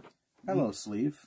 Yeah, there's a weird modern rock aspect to this right off the bat. There's affected vocals, there's all this goofy, distorted stuff, there's all this studio chatter in between songs that link them all together, giggling, whatever, blah, blah, blah. We skipped that bonus track at the end of The Strange Engine, which is just the outtake of the piano intro to Man of a Thousand Faces that they didn't use, and a long take that they captured of H trying to do vocal tracks but giggling and getting the giggles and not being able to stop. Yeah, that is not worth sitting through 15 minutes to find, and it makes file management and everything else about dealing with that album just a huge pain in the ass. You're never going to put it on a playlist. Hey, look, if This Strange Engine stopped and then you got like another track that was empty and then that track started, all right, I'll take it. That's a way to do it. It's just a little joke. It's harmless enough. But when you make the final track on your thing this long and it's got 3 little things and they're separated by emptiness, I mean, where are you going to listen to that? On your headphones? No. You can sit and listen to science. You're going to listen to it in your car. Like, there's no use for it. It's as simple as that. And the joke, whatever it is, even when it's funny, the joke's never funny enough. No. To justify sort of destroying the last song that might have been decent on your album with a bonus track. Anathema did that, too. At least the bonus track on the new album, which I was just bitching about, has some value. It's a 12-inch remix of one of the cooler songs on the album. That you want to have, at least, but it's still a pain in the ass. Because it's not its own track. Just make it its own track with a normal break, and don't put the name of it on the album. Ha! Fun! Hidden bonus track. Right. You don't have to do all this silence and crap. It's so stupid. God, I hate it. I really, really, really hate it. How do you feel about Digipacks? Well, okay. Let's talk about the album. Yeah. Costa del Slow? Yeah, that's not even a song. So, first of all, we're already off to a bad start. It's this fun way to start an album, but first of all, you got this noodly piano thing that you don't need. You can take that out and you'd be fine. It does nothing. Then halfway through that, a song starts. It's really the beginning of the next song, which is this affected And it's fun. It's him singing this sort of old-timey, like, beach tune. But okay, so the first track is like, what, 47 seconds or something like that? That's like 1 minute and 20 seconds, and it's, like I say, it literally is 2 separate musical ideas split in half. I honestly thought it was the intro to this. It is the intro to Under the Sun. That's why making it its own track is so stupid. What you really need to do, if you want to make it right, is cut the piano thing out, start with when the old-timey music starts, and link those two things together, and you have what is Under the Sun with this fun intro. With a Hope for the Future-like intro, basically. Right. Which you liked. And I think it's a fun way to start the album. But Under the Sun is awesome. Right. Under the Sun's pretty fun. I don't think it's awesome. It's catchy and it's rocking. It's catchy and it's rocking, and the lyrics are clever. So you've got a lot. Often on their rockin' or tunes, they sort of take it easy on the lyrics. Yep. Here, the lyrics are they're kind of wicked funny. It's about the end of the world. It's about us screwing the environment, and F it, man. It's 85 degrees out here. Right. What are you talking about, El Nino? I know, thousands dead, but whatever. Bring it on. Well, I'm heading to the beach. That's basically the tone of the thing. Right. And it's got such a great rhythm, too. It's a riff. Yeah, that's the weird thing with this band. These are the riff albums we're on right here. That's the weird thing about this band is you don't get a lot of riff rock. If you like riff rock, then the next 2 records, and really the previous record to a large degree, are for you. Because they wrote these songs rather than, although they jam plenty still, that's not part of their creative process. But they are not taking the time to sit for 5 months, noodle around, improv everything, and then catalog everything, and then go back and create songs. Right. That's not what's happening here. Well, that's because Dave Meegan wasn't hanging out. Well, he wasn't. They didn't have the money. You know, they couldn't pay a guy like him. They just couldn't. They didn't have the time. Well, but this is also when they did create their own studio, though, right?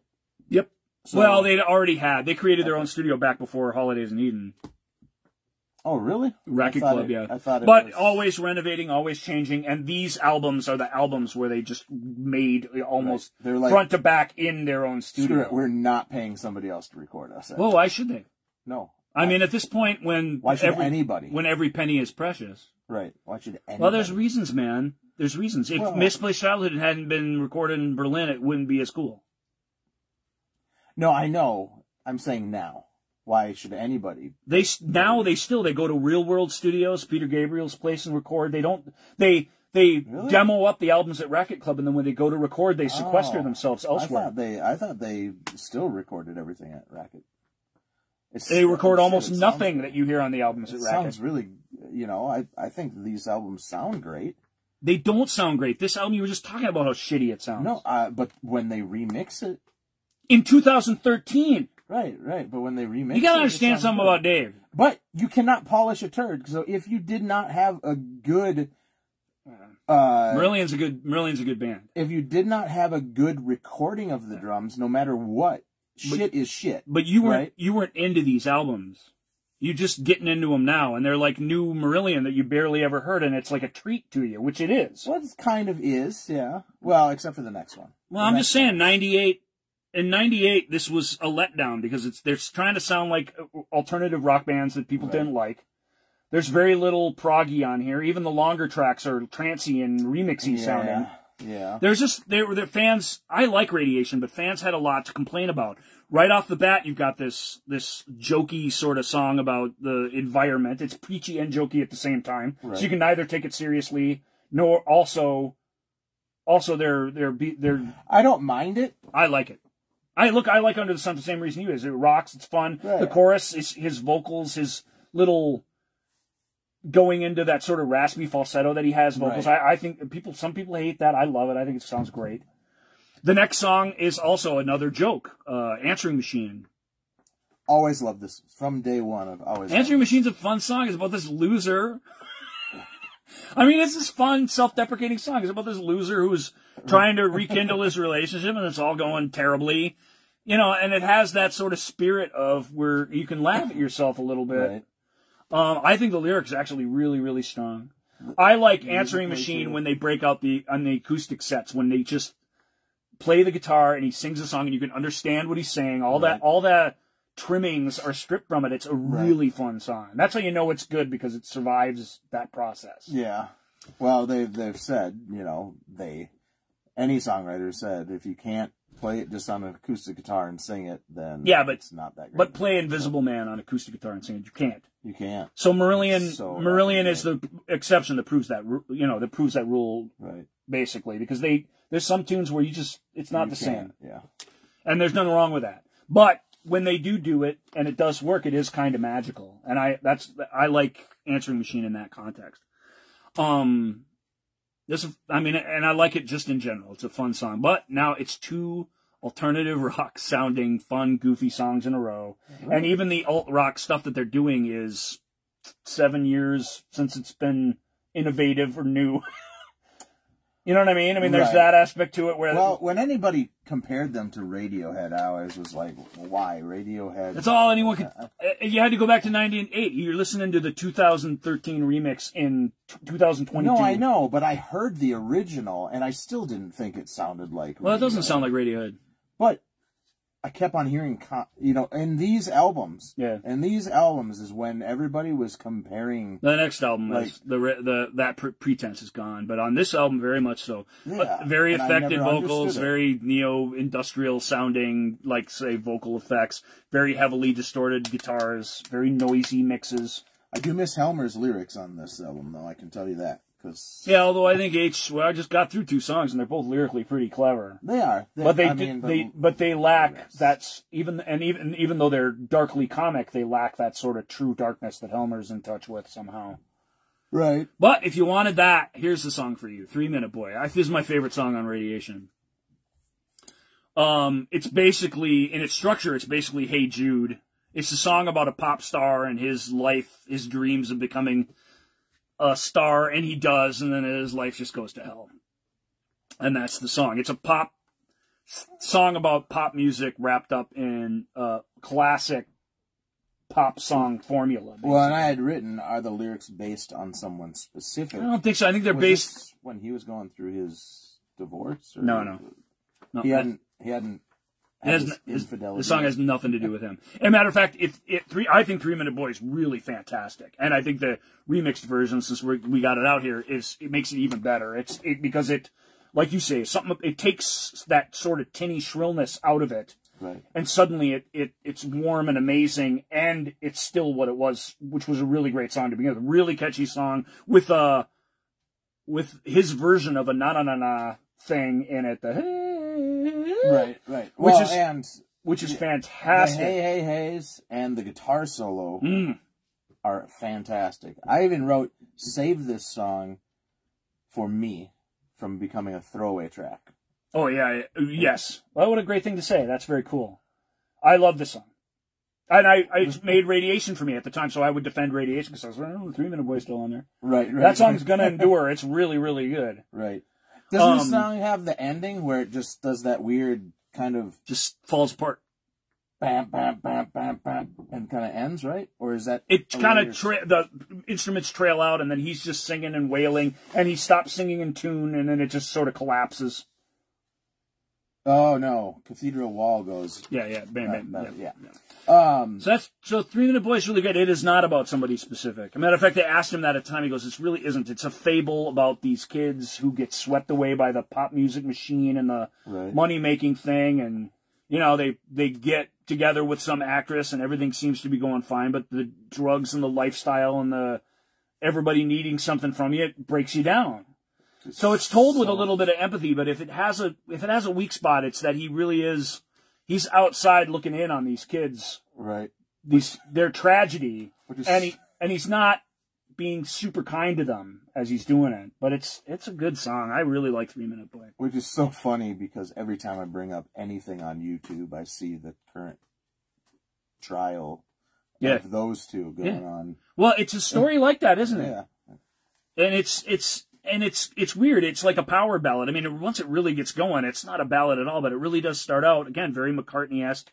The mold is Hey Jude. He even plays a little of Hey Jude in concert before, which I think is a little on the nuts. You already wrote your version of Hey Jude. You don't need to remind us of a way better song. You know what I mean? I mean, 3 Minute Boy's great, but it's not fucking Hey Jude. Right. It's, but it's a really cool homage to that, and it's this cool little, like, I don't know, Chinese dumpling of a thing where, it's the homage to the big pop music classic with this dark little tale of this modern pop music tragedy inside, and that's very clever to me. It's H at his best on this album, in my opinion. Well, if you're gonna do something where you add a known song, like he's already done, I'll come Emmanuel. Yeah. Which that is a great lead in. Yes, it is. Yeah. So, but we already talked about that. Yes. So let's go to Now She'll Never Know. Is that what's next? Yeah. Okay. I thought These Chains was next. Nope. Okay, cool. Wait. Did I screw something up? Nope. No, you're right. Okay. So, I like how high he is singing on here. It's very high, but the one thing with this song is that the parts change at weird times for me. I agree. Like, I'm almost like, what? No, I wasn't done with that section of the music. Why are you changing? Right Although away? at least this song repeats sections with some regularity, like a song. It Yeah. doesn't just change until it dies. Right. It's no Strange Engine. Right, exactly. Well, and it's not that anyway. It's a very quiet, subtle. I believe there isn't really any percussion on this song. This very sort of, I don't know what to call it. It's just this very delicate thing where, he's in that upper register. He's singing about this sort of, breakdown of this relationship or whatever, this something that's going on in the background of this relationship. That might be personal to him. I don't know what's going on in his life at this time, but there's some precedent to suggest that he's working through some things on it. And it's lovely and haunting. It's like a collection, all these little weird acoustic things. Right. Memory Water, it's not genius like Memory Water, but it's a similar interlude on the album. Like it serves Radiation the same way Memory Water serves The Strange Engine, I guess I'll say. The one thing I don't like about this song is it almost sounds like it was all the music was written and then he had to put lyrics over the top of it. Maybe. And they're like, no, we're not going to rearrange the music. Like, just figure something out to go over that. Because there are certain spots on this song where I'm just like, if they would have done like maybe 2 more measures here, he could have sang or done, kind of resolved it. It's almost like certain ideas aren't resolved because they're already moving on. I think all these albums in this era are all, sans one, are all chock full of those sorts of instances of disconnect, of sloppiness, of that's nice, but that doesn't quite work. Like they're loaded with that because they were cheap, they were done quickly. They just didn't get to spend time with these and live with these songs like they had on all their records up until this point. Right. And it makes a difference. And it makes a bad difference. I don't think it derails the whole adventure. I think a lot of people, our buddy was really counting on us ripping on this album. We're not really doing that, but it's... Well, we haven't gotten... Its cheapness, we haven't gotten there yet. Its cheapness is apparent. And there's something that could have made this album great if they'd have taken a little more time with it. It would have been a different experience, and I'll explain it at the end. Okay. Yeah, we'll work our way through what the album actually is before I talk about what it could have been. Sure. Yeah. Okay, so then we get to These Change. That was the single off the album. These Change isn't special, but it's a pretty nice little pop song, actually. Is this one about his marriage falling apart? Because this was... Elephant in the Room, didn't he have an affair? Yeah, but I don't know the biographical details of that, and I really don't think this is when that was happening. Oh, okay. There's several albums before he starts to address that directly. Oh, really? Yeah. Well, maybe it took him that long to... Well, maybe there were cracks in the thing. Right. You know, they had a long marriage. Right. And I think we really do live in an era and are of a generation where I don't think you can... You know, a lot of them end badly, half of them. And that doesn't mean that, I don't know, it's not really any of our business, although it isn't his music, so we got to address it a little bit. Right. But it doesn't make it, like, not worthwhile, you know? Things come out of that. The kids came out of it. It isn't something you should just dismiss, I guess. Right. I'm not saying you're doing that. I'm just getting on the record about my and it was a long relationship. It predated Marillion. Yeah. All I those, wasn't going to even bring all it up, those really. love songs that he writes about her. Right. They're all about her. And I wasn't really even going to mention anything about it. I just... Well, now she'll never know in these chains. I mean, these, you know, there's nothing really happy about this album. No. No. Not yet. Well, we haven't had a happy song yet. Even the song that sounded happy was some idiot who was happy that global warming was happening. right. And the second song that's... And he's super not happy. That song ends sad. is Answering Machine. Just like a pitiful... It feels happy, but that song's not happy either. It's kind of tongue-in-cheek, kind of bitter, kind of... Very much so. So these changes great. I love the string plucking keyboard sounds and stuff, and I like the droney little verses, and I like the underplayed chorus before you get to the big chorus. I think that's a fun little effect that I don't remember hearing on there. Other artists do that, but I've never heard them do it. It's clever. The bridge is the standout section. And the bridge is awesome. Right. It's got a classic... The keyboards, dare I too. say it, it's got a classic Beatlesque middle eight, basically. It's just awesome. Right. And the strings. Right. Again, I assume that's Mark Kelly pretending to be strings again, but it sounds really, really good. Which is funny, though, because we're talking up this, and my notes are like, it's decent, but in the big picture of Marillion, decent is really not good enough. It serves, right. That's Radiation, really, in a nutshell. It serves Radiation well. It's the only thing resembling a single, unless you wanted to get really brave and put Answering Machine out or something, which might have done better. The fact that because what was the single? These Chains. Okay, the fact that they didn't do Under the Sun or like an edited Under the Sun, taking off the intro. You don't need to edit Under the Sun. But that whole beginning part would have confused people. Yeah, you probably take that away for the single version, but I still think that's a crucial part of the song. And when you make it a different song, it's neither here nor there. So, but we don't need to go back and relitigate that. Answering Machine would have been a great single, I think. It might have been, although you didn't understand what he's saying on the song. Like, people bitched about the mix, they bitched about the affected vocals. Right. You know, so those are all legitimate bitches. It's fun. I like that alternative sound. It's fun. It's fun rocking out. It's loud and distorted and fun. But I like the song better when it's a clever little acoustical ditty, and as that, it's probably not a... I'll have to hear it acoustically then. You can imagine, though. Yes. Yeah. You just hearing him sing. It brings the humanity back into the song. Right. It's not some alternative rock put on. It's just a neat song in its own right. Although I never, even though you keep on saying alternative rock or whatever, I still don't put them in that category. Well, they're not in that category. But I understand why. But that's what they were influenced here by at the time. Right. So, and they even said that themselves, so I'm not just making stuff up. Right. It's, you know, I'm not just saying this sounds like this, so they must like this. I mean, I don't know. Right, they were talking about Radiohead in interviews. All the time. All the time, yeah. So, well, that OK Computer took people by storm. Yeah, there was not much on their previous album to suggest that. Well, there was. The Bends was a really, really popular album too. Well, and but that era for Radiohead, the pop critics loved it. Everybody loved it. You know, that was on Pablo Honey though, right? Right. It's Creep that does not suggest any of the artistry that you got on right. It did not. Creep does not say, "Hey, eventually they're going to do moon-shaped pools, and that's going to be amazing." Right. Exactly. Right. So I don't get too much into Radiohead, but they covered Radiohead. They were clearly into them here. Right. That's not to say that, you know, like you say, Answering Machine doesn't sound like Radio. No. These Chains certainly doesn't. Well, Born to Run does not. This is Marillion Blues. Yep. And again, this is like Marillion Calypso. This is a deliberate attempt to do a straight up blues standard, basically, in their style. And I think the whole band nails it. Yeah. Except for vocals. Yeah, I think that's kind of true. I mean, I don't mind the vocals, but the band really... Right. The band really does get it right. Like, holy shit, is this a commitment? It's not, yeah, exactly. It's not kind of my kind of thing, but yeah, Steve's not a blues singer. No, and from the very first line in the verse you go, basically I'd already predetermined what he should sing before he sings it, and then he sings it totally wrong.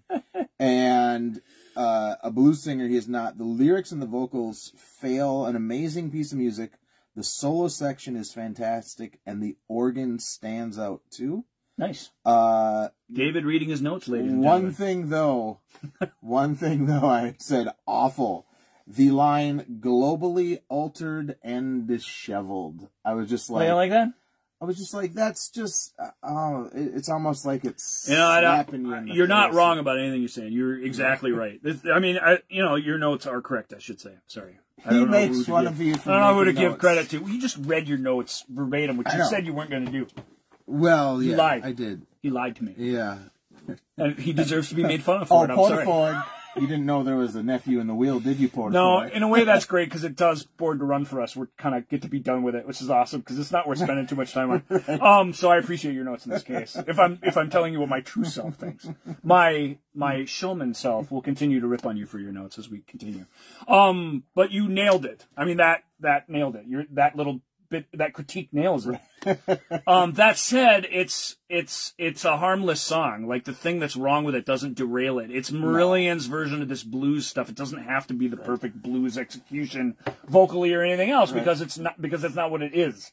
It is nice to hear Mark actually play with like that Hammond organ sound. F and A, yeah. I mean, there's things. I'm surprised. I'd never thought much of this. So this song, Now She'll Never Know, that I never disliked them because there's nothing really to dislike. But there's nothing to really fall in love with either. Right. So I've always just kind of existed, and I kind of, oh, that's the blues one. I remember that. Did you like it better this time around? Yeah, this time around I really got into the music and I stopped listening to what the song was. I really just listened to the arrangement. Right. Because something about it, who knows why, this time it just captured my ear, so I can kind of totally get what you're saying about it. Because when it first came on, so I've heard this, but never really paid attention to it. And I was mowing the lawn, and it came on, and I was like, oh, cool. And then H started singing, and I was like, he's not a blues singer. And then when I was listening to it again... But you knew that already. Why are you all weird and disappointed? No, I know, but, well, because... What, did you just want some other singer to show up for the song or something? I thought he Or did you want him to put on a bunch of weird affectations? It's not really his thing. No, but I figured it was just the phrasing. I guess phrasing-wise. That part of it's not very bluesy. It doesn't really fit. No. And maybe with more time, it could have melded together or gelled together a little bit more. Who knows? But possibly.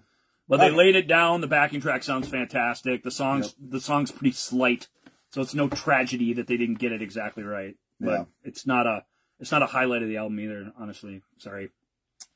So the next one is Cathedral, and this one. Do you like this song?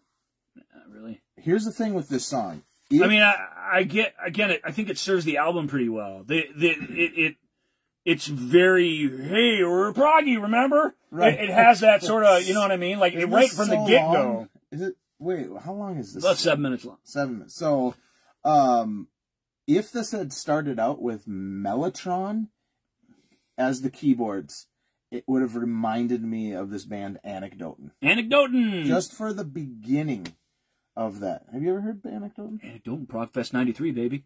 You saw Woo! No, I wasn't at that. That's a legendary concert.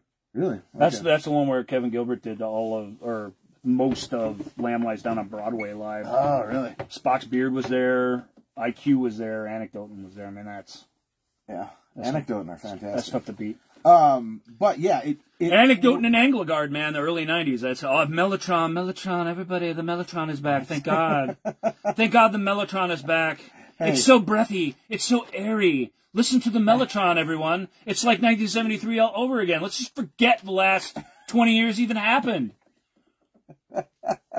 But Anecdoten makes it work. All the prog bands that came in the wake of that with their Mellotrons, right. Well, Angligard and Mellotron. What do the kids say? They can suck it. They still say that? I don't know. I'm not a kid. We're almost 50. I try and keep my finger on the pulse of what's happening, you know. No. Right. What are some of my other notes? From Cathedral Wall? You don't have to have some, because I just don't have a lot to say about it. It's a bombastic tune. That's what it's meant to be. It does rock. It's got some cool passages. It's got some cool keyboards. Like, does it have a saxophone in it? I don't remember. I wrote, who is failing this song? Is it the vocals failing the music, or is it the music failing to give something interesting enough to sing over? That was my critique of it. It the wasn't vocals. one of the least popular songs on the album because it was a little rock and prog opus. Right, and it had fun sections, it had cool solos, but it really does feel phoned in. Well, because you get to this point on the album and they're not doing anything like this. For that matter, just on the last few albums, they aren't really doing anything like this. Right. It's weird. It's just weird that it's here. There's a disconnect. Is this the album where Mark Kelly said in an interview you could give people a 10-minute fart and call it prog and they would love it or something like that? Because let's also like just talk briefly about Mark Kelly's side head tattoo during these next two albums, this album and the next one. What the hell was that all about? I was hoping that it's alt rock, baby. It's indie alt rock. That's the vibe here. That's a choice. And as much as you may complain about that, when you get to Cathedral Wall, you're like, wow, their heart doesn't seem to be into this. And and whatever you want to say about these other songs up to this point, their heart has seemed to be in it. Right. Especially the first like three, four songs. Wait. Because what was the third song? 3 Minute Boy. 3 Minute Boy, which is your favorite song on there. So yeah. 3 Minute Boy is a great song. I also felt that this song was uninspired. I really miss Helmer's lyrics because this is like the lyrics where I'm just like, I'm not sure what this song was supposed to be. Yeah. And I don't know what it's about, and I've been living with it all this time. Right. So it's not very impressive, but I feel like we're ripping on one of the lesser offensive ones on the album, and at the same time it's they don't really play it live. They don't really mess around with it. They knew they had a not so great, and then the end where it goes, and then it just ends, and you're just like, better than it fading out. Where'd that come from? Yeah, because the fade out would have been 7 more minutes. It would have actually gone into some silence, and then come back, and then went back. Oh, God. That's not why, but yeah, that's really funny. I just think it's fade out suck. You're going to have to figure something out when you pull this thing out on the road, so just do something. And this song, 3 Minute Boy too, it breaks down. I mean, all these songs have endings to it. I really do sort of appreciate that about this record. Yeah. All the songs end. They do not fade out. Maybe the last one fades out. I'll give you that. I don't know. I'll give you your final song fading out. Oh, God. A Few Words for the Dead. No, I think this gets better, although a lot of people don't like this. Really? But, I like this. I like this droning, gurgling shit going on. And it's this monologue. Again, I think the vocals and the music are back on the same team in the song. Maybe. Well, they are. I mean, you may not like what they're doing, but I really do think this fits. Well, the first time I listened to it while revisiting these, I was like, who was listening to Robert Rich and Vidna Obana? I view this as even though it's got a different vibe to it, I view it as like a kind of ambient.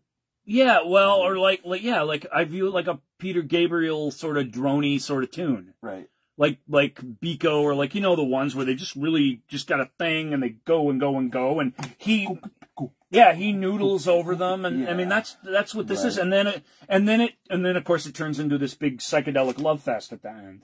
And Ian sounds like he is so on it, like he's just like, shit, okay, I'll come up with a drum part. Because his drums. Well, it's a song where the drums could have been electronic, maybe should have been, if they didn't feel like they had to include them. You know what I mean? Yeah. Yep. It sounds like they may have even looped him. Although he lets loose a little bit at the end when the song sort of takes off into that second movement, the "Or You Could Love" bit. Yeah. I like A Few Words for the Dead. I liked it better the last time I listened to it than I previously liked it. So because I just kind of like what it is. I get what it is.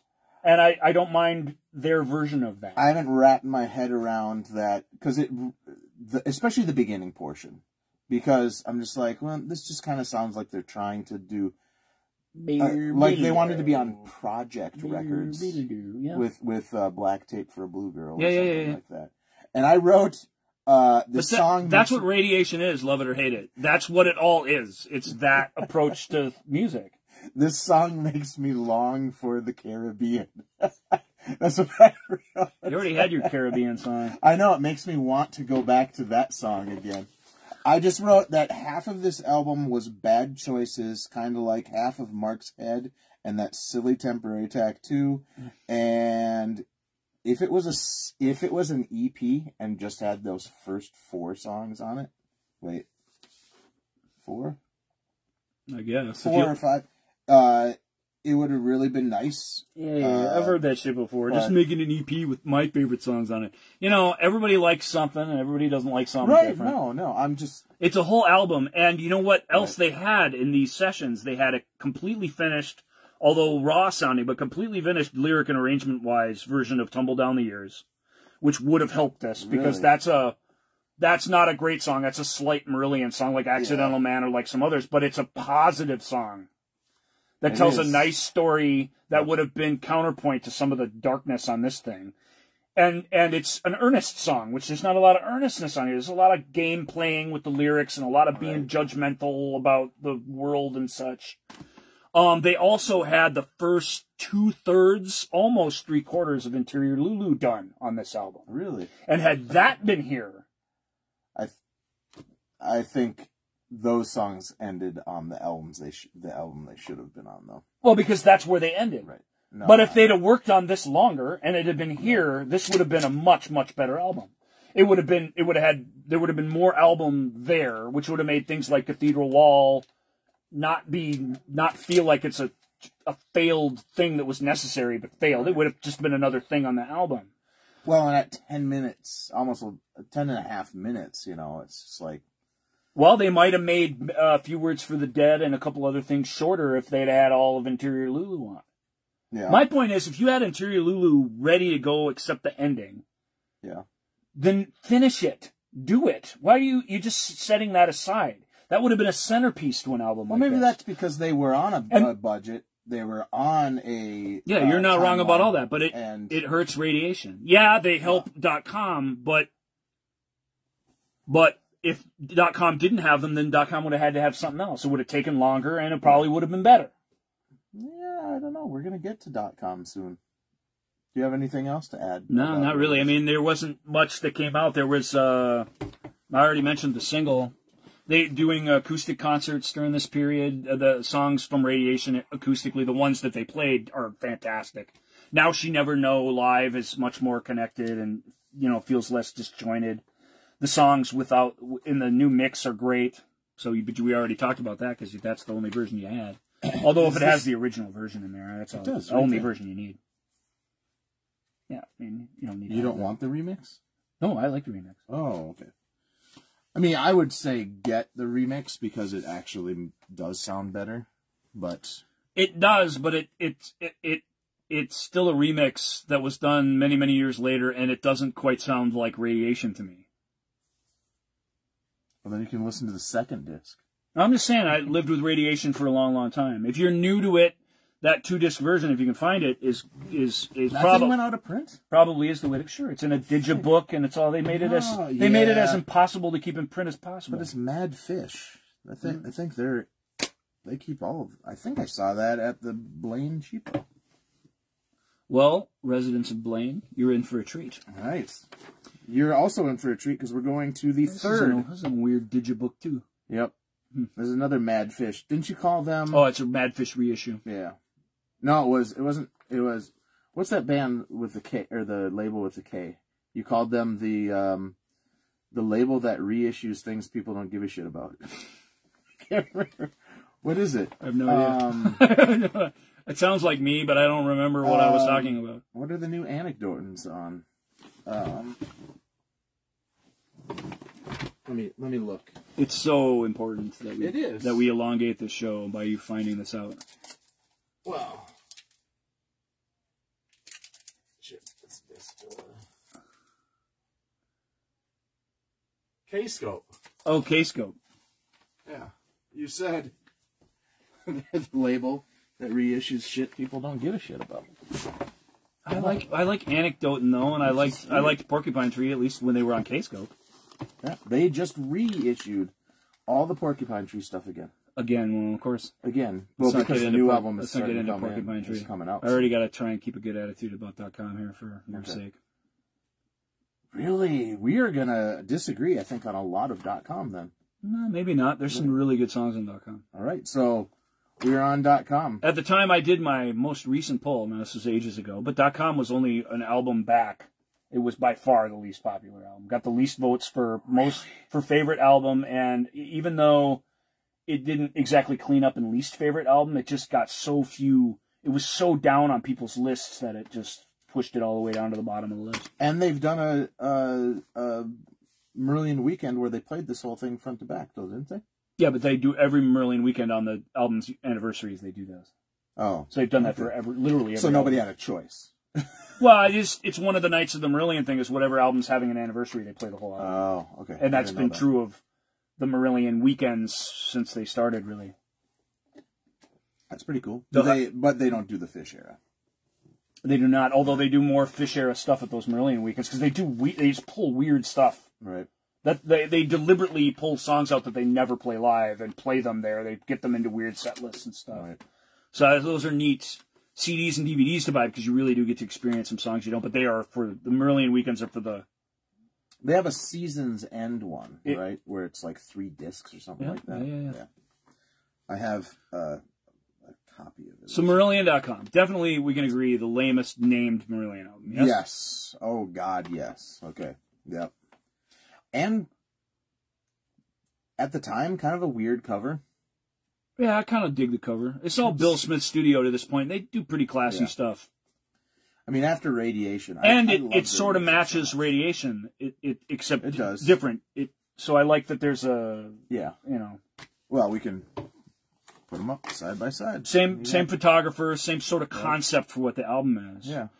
And that's cool, and I like that I like the UPC as part of the art. I think that's kind of fun. Especially because it spins around to the back, and it goes through the whole thing. Well, they're really trying to pimp their website and their whole Marillion experience sort of thing here. They're giving away Marillion samplers. They're trying to get the word out about them. This album included the first ever Christmas CD. Which they put out pretty much every year, although they kind of switched to DVDs of recent. But they put out a CD with like 9 sort of B-sides and bonus tracks on it, which was really, really fun to have. They also, that free mail-in bonus disc. Yeah, like, let me see if I can show that to the people. So you got this mail-in disc. I don't even know. Marillion.co.uk, we call that. Yeah, I don't remember how I got this, but I did mail in for it. Clearly. Which is weird because, or maybe somebody gave it to me. I'm not sure. But, what does this have on it? Answering Machine? Afraid of Sun? Oh, wait. Answering Machine 1 is from Unplugged at the Wall, so I can listen to Answering Machine. Yes, Unplugged. You can. Afraid of Sunrise, Great Escape, Space, Afraid of Sunlight, Berlin. It's a sampling of songs selected from their fan club, their fan club official bootleg series, basically. So they're giving you something free, but they're selling something at the same time. Yeah. That's cool. So that's what's going on during the .com era. First song I heard from .com was actually on a official bootleg on, I can't remember the name of it, but it's got the star on it. Was Rich, but I guess Rich is the 4th song on the album, so we'll start with the first song. A Legacy. A Legacy. When I leave you, I will leave you. Yep. You know why out of these 4, this one is kind of up there with Strange Engine is because it has more catchy vocals, and I think H's lyrics are an absolute step up from the last album. Well, he's carrying the band here in a way where on the other album he's almost putting on a persona, somebody different. Right. And here he's sort of back in his element. That's sort of how I feel about .com. Yeah, because Radiation seemed almost like he came in as an afterthought with a lot of those vocals, I think. Maybe it came out in 98, came out the same year as the solo album, which has some really great stuff on it. And you already have way too few music coming out during this era, and then to have them be doing solo works and stuff. Right. You know, I mean, same thing with Rothers. What did he bring to the party? Not as much as he usually does, and a big part of that is because he had his solo band had an album out, and you think of things like, like the Carnival Souls, that opening track, and what's the amazing one, I don't have any of his songs. Tumble and Rumble and Tinseltown or whatever it's called. That's got an incredible Marillion sound to it. I don't have any of his songs. And I wouldn't trade that because I like that. I like Hannah Stobert's voice and stuff, but yeah, they've spread themselves way too thin because they're trying to keep alive financially. Right. And they're an indie band, and they're trying to put out thing after thing after thing after thing. And this was how close do you think they probably were to just throwing in the towel around this time? I don't think so. These albums, they were getting along pretty well. Yeah. I mean, it was a jovial band that I saw on interviews and in these concerts and stuff. They're in that section of that magazine that I read. I think it was Ian said their manager, they got rid of their manager around this time too. Right. And because he was like, you guys should think about doing Marillion like half the year and do other things. And they're basically like, let's F you. You're done. Hey, that guy was very forward thinking because that's what every prog band does now. Yeah. Put out tons of crap. Don't spend any real time on it. Doesn't matter if you've got enough material. Just get it out there. It's prog, so just noodle away for 8 minutes and people won't care. That's what Mark Kelly's getting at. There's a ton of prog is like that. Yeah. Dave corrected me. I said it's hard to make an album, but he says it's easy to make an album. And you're probably right. I mean, these days, if you know what you're doing and you've got, the home studios, the stuff you can do is amazing. Right. The way you can digitally mix everything and stuff. So, I mean, it has turned a corner. But I don't think it's... How much great creative stuff, songwriting, and musical ideas can you have in 5 months? That are quality? That are worth putting out there to the world. There are some, in a way... I know exactly who you're talking about, too. Well, it's all of them. It's not... And I always said, you got to make a living. I mean, I don't want to be too hard on... Right. But it's no, I'm just going to do a song with that guy from that band. I want to do a different thing. And who's John Mitchell for It Bites and Arena and, 12 other bands, and he's putting 5 albums out a year, and his guitar sounds good, and he can sing and stuff, and apparently he's writing all the lyrics. Man, I don't know how, but see, I thought you were talking about who? Spock's beard guy. Sure, yeah, Neil Morris. Neil Morris, absolutely. He does. Here's the thing with those. He spreads himself way too thin. Here's the thing with the 2 or 3 main projects that he does is they still do decent stuff that you're like, oh god, like Transatlantic. That was one of my albums of the year when it came out last year. The last year's yeah, okay. Yeah. I mean, and he did all I'm saying is and Neil Morris band within the same year or 2 years or something like that. And I didn't like any of that shit. And so I just have a different standard. I don't think it's easy to make a Marillion album. No, I think the best ones. I think the best ones weren't easy to make at all, and I think this was one of the easier ones to make. Right. Even though I do like the songs on this album quite a bit, and I don't mind the sound of this album, which a lot of people didn't like. Right, and this one wasn't remixed. No, this is not a remix. So, but it doesn't have all that affectations of Radiation, so it really didn't need it. Well, you might think it's a little dull, and there's a little less Marillion for your $1 per song here, because the arrangements are simpler, the songs are songy. It's getting back to the Strange Engine, like you said, in a real key way. The songs are finished up front. Right. It's pop and rock songs. The prog part of it is, at least the Marillion prog part of it, isn't really on this record. I'm hoping... Even the big long song is just a bunch of little segments. It's not something that grew magically, like a plant of Marillion prog brilliance. And I think, what is the very long one? Interior Lulu. Well, I think and House is pretty damn long. House is kind of like, hey, we're going to do some trip-hop kind of stuff. Well, that's being influenced by the people remixing their music. Right, and yeah. But I hope that Radiation and Anorachnophobia were the 2 that Glenn said, oh, there are 2 of these that are in my bottom, whatever. It was this one in Radiation, just like it is for everybody. Glenn, if .com is one of those 2, we shan't speak again. Look, Glenn, I said, hey, watch out, man. We're probably going to talk glowingly about these. We're about to get into this one, and there's some great stuff here. There's a couple of Marillion classics, in my opinion, on this album. So that makes it impossible for me to hate it. But they are low on my list, too. And it's hard to pick Radiation over this one. Radiation at least is trying some things, and they're putting themselves out there, and they're doing stuff that they don't normally do that's different. This is Marillion returning to form, but still doing it over a quick 5.5 month, 6 month period, getting the stuff out. The arrangements are still sort of empty compared to what you're used to from them. It's a pedestrian album for them, I guess, is basically what I'm getting at. Oh, that hurts my heart because I love so much on here. Well, what's so great about a Legacy? Let's start there. Yeah, that's pretty cool. Everything. It's just cool, and it transitions into a blant, blant, blant, stompy sort of the ending. Rant. Holy shit, is this fantastic? Just because I forgot how awesome the ending is. But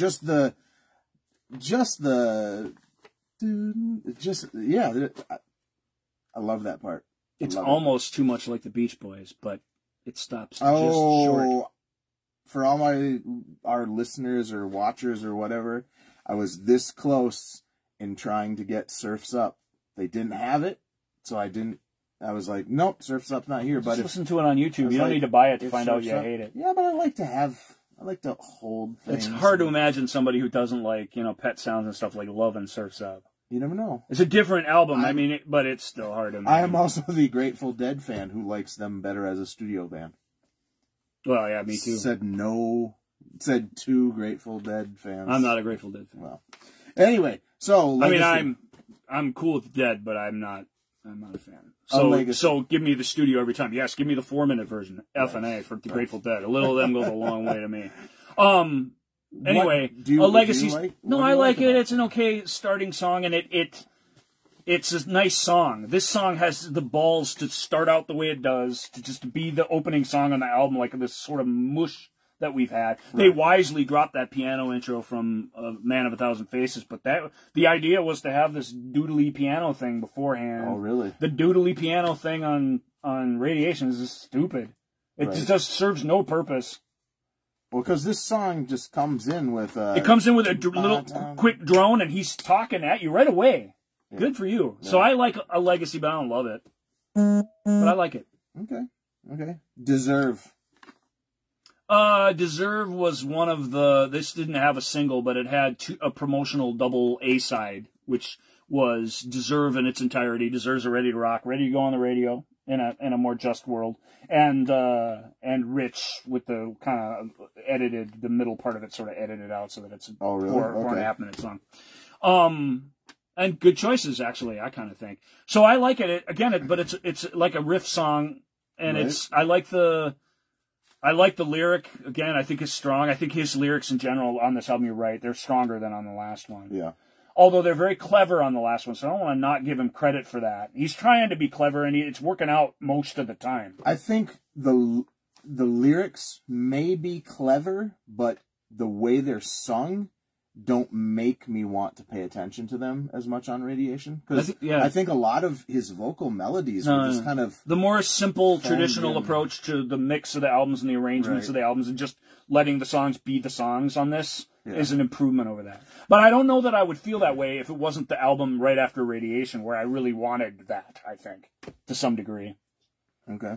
I like Deserve. Digga, digga, digga. I mean, we've got just a bunch of songs in a row here. A lot of saxophone on this song, too. And is this the first sax that we've had since Berlin?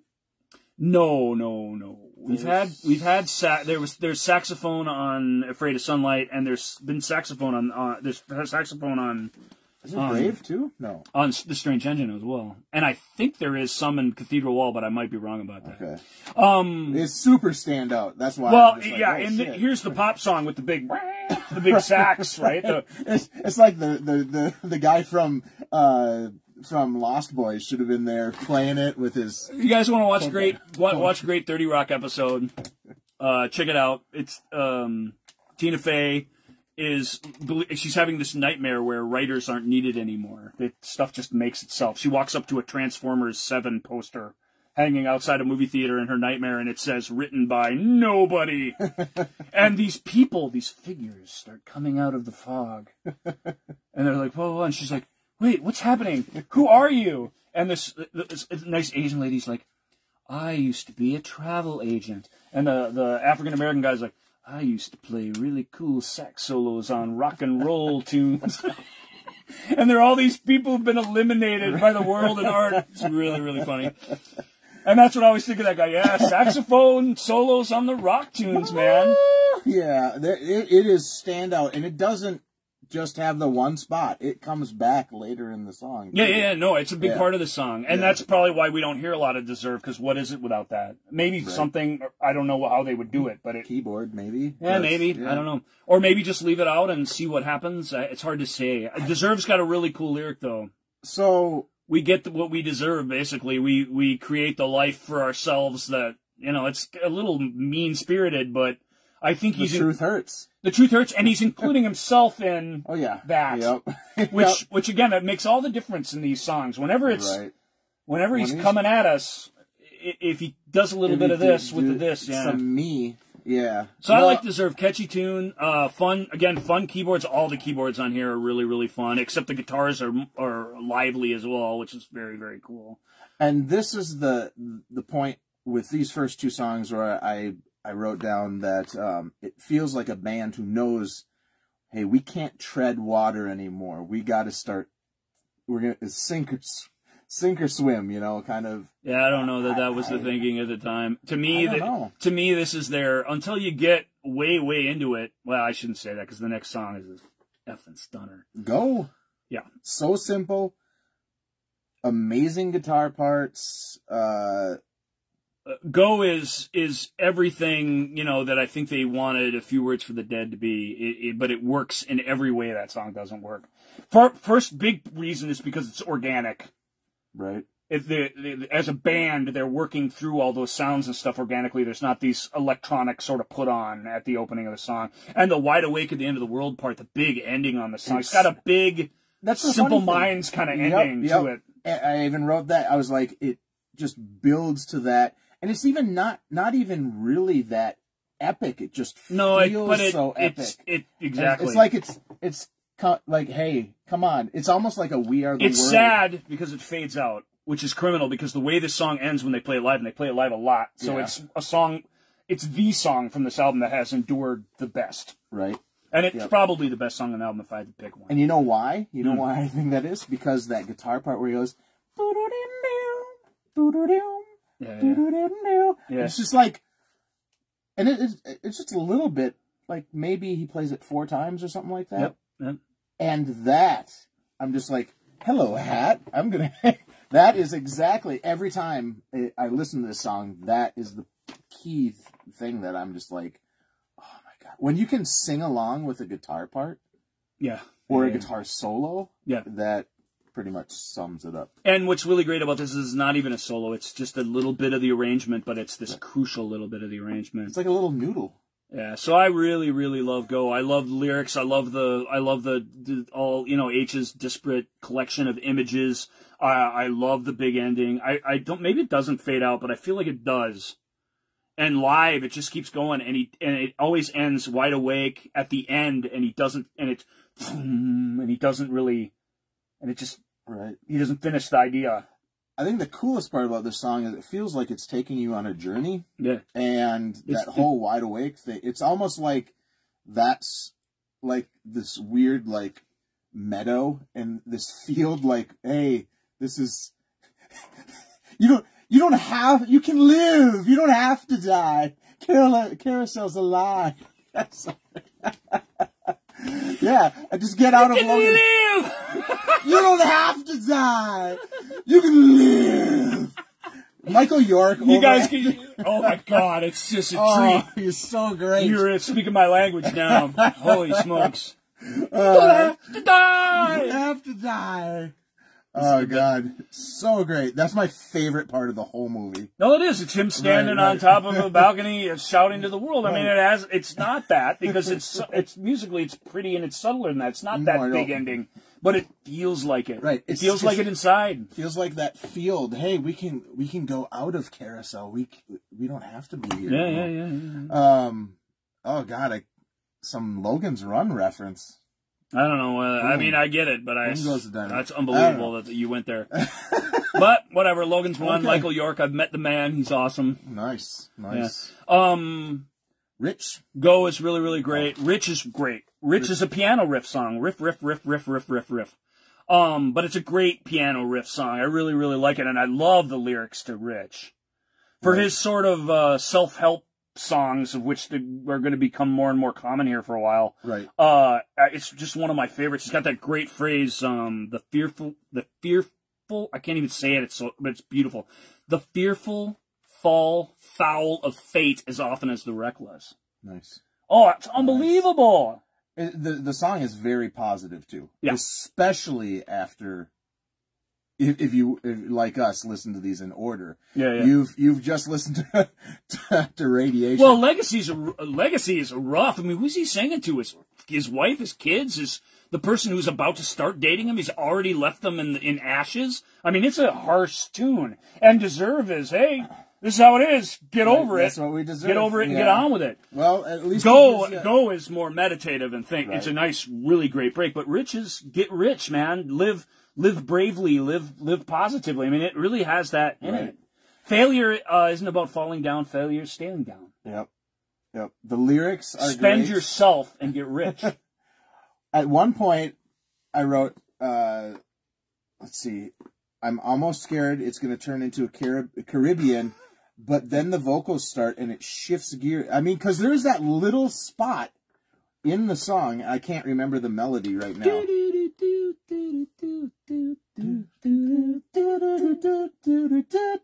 And then it goes, and then as soon as the vocals come in, right, you're like, oh, what the? Oh, they're gonna go raga on me. Still, it's just a pop song. It may be Right. 6 minutes long, but it's just a pop song. That's Go is its own thing, but all these up to this point are these rather straightforward pop rock songs. Rich was very popular at the time. I don't know with the fandom, but with the band, it was in all the concerts. It was a song that they were really, really proud of and really, really loved, and it is not anymore. It rarely makes an appearance anymore. The song from this album that lives on is Go. But they've had so many. Yeah, they've had so many, things but they mix it up. Yeah, but I mean, Didn't endure. You know. But I really like Rich. It was the first song I heard from the album, and I was really, really dug it. Well, and then you get to Enlightened, and I wrote that it takes 4 songs before I'm just only okay with a song. Because Enlightened is kind of... Yeah. Kind of not here or there for me. Well, really, here, I mean, the songs have stopped here, and they really aren't coming back. They kind of are. Yeah. The quality runs out after Rich.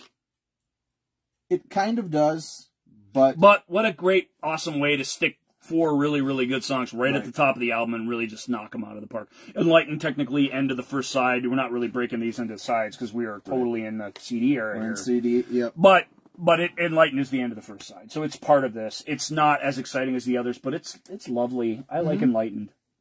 Well, and you know, to have those first three songs, that's where people are going to decide whether they want to buy an album or not. They're not going to go to the last song and go, should I buy this album? Let's listen to the last song. They're going to listen to the first 3 and decide whether they dig an album. I think that's true, but it's also kind of, it's Marillion, so it doesn't really apply to them. Well, but if you're going to bring new listeners. They tried their ass off, and it was just the same old listeners that stuck with them. I mean, it's and all of their efforts failed. What worked was the fans that were already out there recruiting people, and the and people having listening parties. And leading into the next album, there's a real acceptance that maybe Marillion isn't for everybody. Yeah. Here, they're still really trying to be for everybody. They're trying to get their promo singles on the air. They're even doing an edit of their favorite song so that it has a shot. You know what I mean? Right. Which one was this single? Rich. Okay. Oh, Rich and Deserve were a AA side promo single. Oh. Which is weird, Well, what else should have been the single? I think Legacy. No. Just the do-do-do-do's. I think it's... Oh. Nope. I think so. Nope. Okay. Legacy. Well, what... Enlightened? Did you have anything? Legacy makes a terrible single because there's nothing like it remotely out there that's a hit. Oh. It's as simple as that. It's a great song, and it's a really good lead-off song. But I'm a weird thinker then, I guess. So, Enlightened? No, Rich is the best single by far, except you have to cut it to get it to single size. Why, how long is it? It's 5:40 or something. Goes on for a while. Isn't that crazy that 5 minutes and 40 seconds is too long for the general public? just good, long enough for Broken Wings or whatever. That's almost exactly as long as that big hit was. But the point is, you got to get it down to 4.5, preferably more like 4. 350 is what they really want in the UK. So you're saying that Dream Theater and Flower Kings have no shot in hell. Right. But Dream Theater just won a Grammy. Well, Dream Theater had their, quote, hit with Pull Me Under, and Another Day was as good a metal ballad as you were ever going to find, and people just didn't dig it as much. Yeah. But they did write a 3-minute, 40-second hit sounding song. Yep, they did. A couple of them, actually, but that one should have been the one that worked. Built-in Bastard Radar. Another bunch of except the guitar's doing it in that one. I like Built-in Bastard Radar, but Built-in Bastard Radar is stupid. But I like it, though. The lyrics fun. Again, this is a funny sort of Radiation-era sounding song.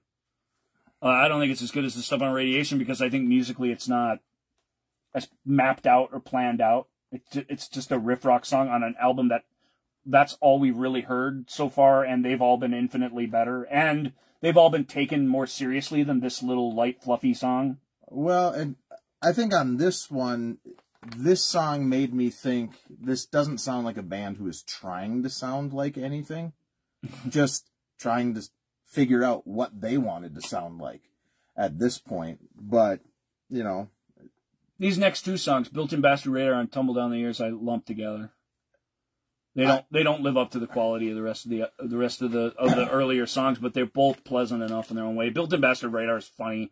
It's a funny little monologue by a guy who can't get with any of the ladies because they just can see him coming a mile away, and that is amusing to me. I think it hangs too much on the wit of that song title. I agree. And I was just like, it's kind of like.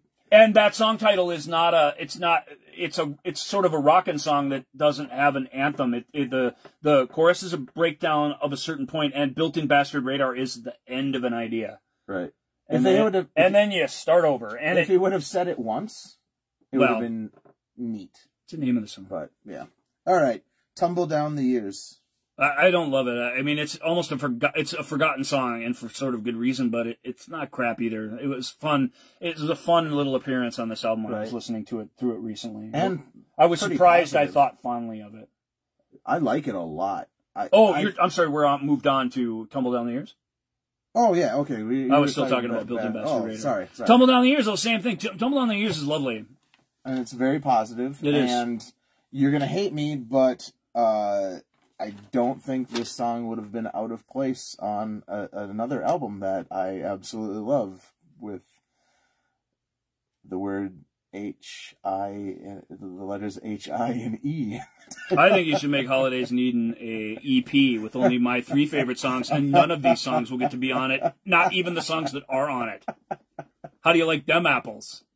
What do your notes say about that, you bastard? It says it wouldn't have been out of place on Holidays in Eden. Therefore, I enjoy it quite a bit. It's another very positive Tumble song. Down the Years is a positive relationship song. It's about friends. It's about all of us working it out together. I mean, it really is lovely. It's not special, but it's not beautiful. It's not a really good song, but it's welcome here. It's in a great spot on this record.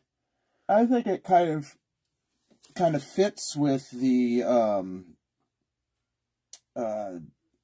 end of Go, kind of. I mean, it doesn't fit, like it's not whatever, but it has that same positivity as Go. I agree. Look, Built-in Bastard Radar is kind of fun. Tumble Down the Years is sort of sweet, and there's just nothing wrong with that. It is what it is. Yep. I don't think any of this stuff is great. Go comes close. Although the rest of it, it's all listenable. Like, it's a pretty good album, and it's a cohesive album, especially up until this point. We get a little off the rails here, but you kind of, by this point where we just had song after song after song, you kind of want them to do something different at some point, and here it is. Next song? Yeah, with Interior Lulu. Yeah, yep. Which is this giant multi-part thing, although the ideas of the song, at least the sections, there's 4 of them, live and breathe a little bit. It's not jump to idea to idea to idea like this strange engine. It's like a slow build into the next section. Except that one lame part where it where it explodes. And it turns into a 70s prog band. And hey, if it exploded into 70s prog and 70s prog lasted the next 7 minutes, then cool. But that part goes on for about 1 minute and 10 seconds. Right. And then it goes back to basically what it was. And you can't just spaz out for 1.5 minutes. But if it doesn't have some musical purpose, and it just feels like that part doesn't. It kind of reminds me of... Although that part is a little bit of a joke. They are playing a little bit of a joke on the fans. Because it really comes out of nowhere, and it really ends in a hurry. This might have been where he talked about...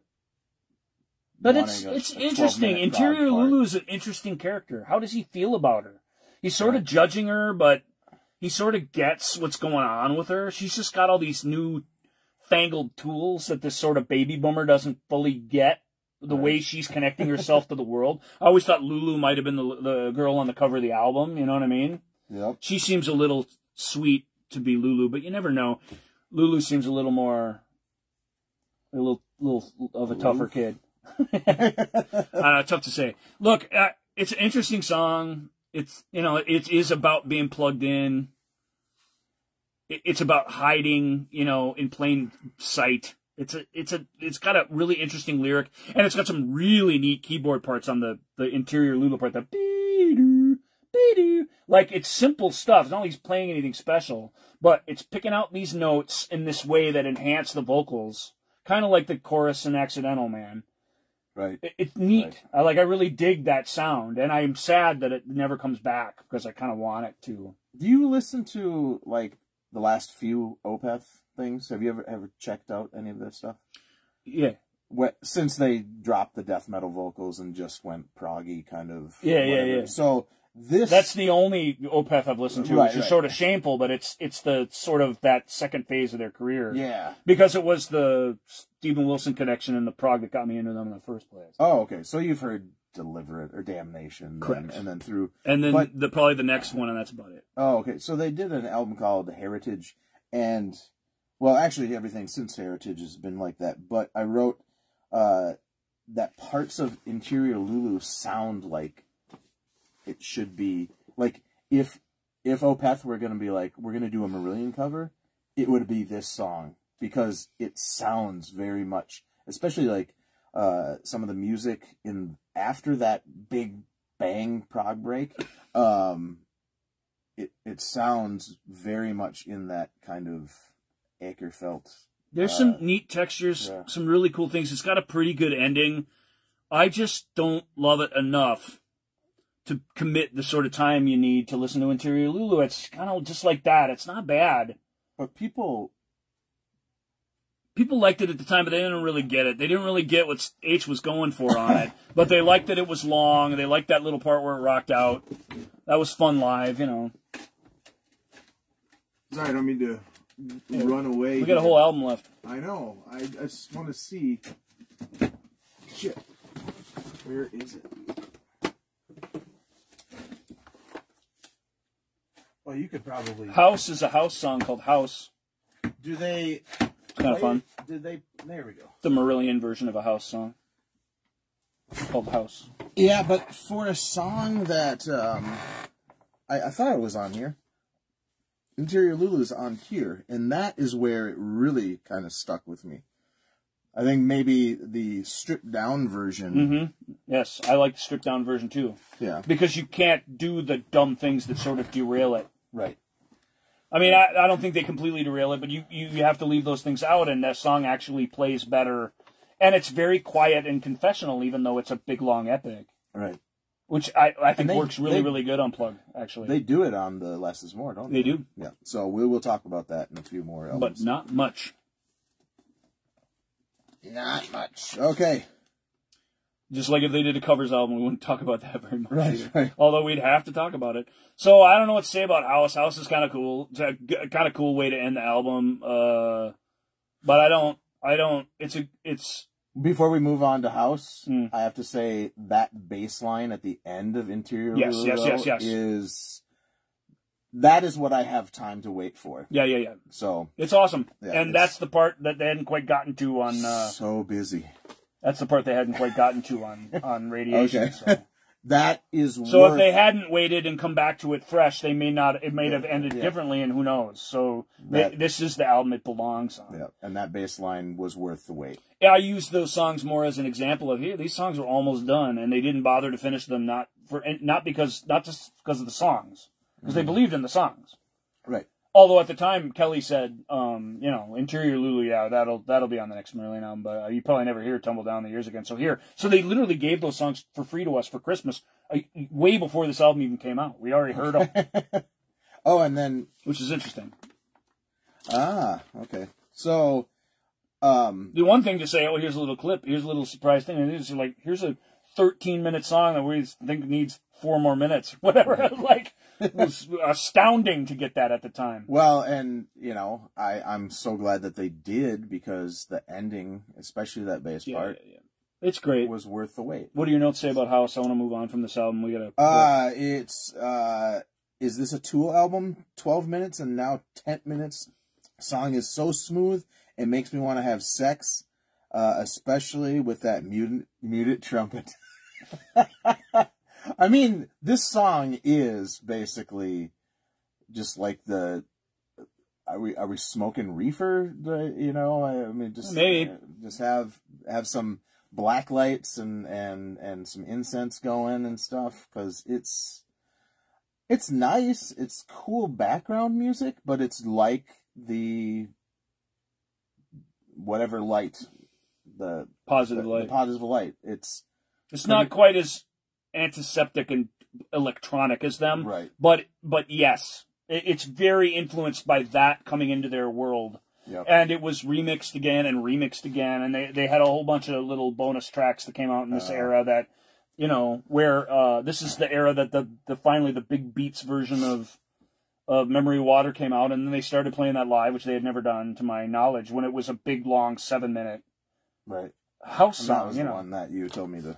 Well, I was just saying, when your favorite or your top 10 whatever song would come up, and it just wouldn't be the same song, but it wouldn't sound even vaguely like what you think.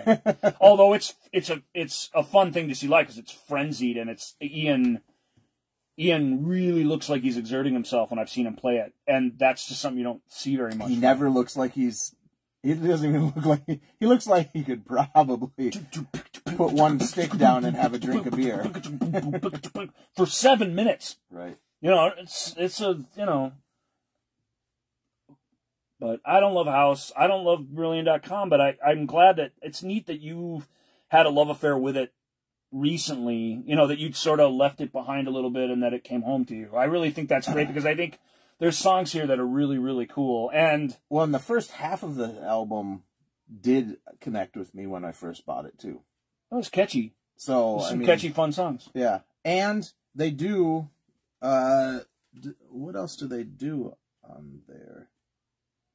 You start out with Go. That was a starter for a long time. So Go, Interior Lulu.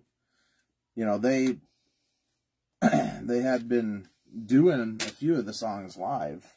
So Go and Interior Lulu were both on Less Is More, and that's the Less Is More tour, essentially. Yeah. So that's all that is. But those songs are fantastic acoustic, and they're even better acoustic live. Yeah. We can't. Yeah. But there aren't.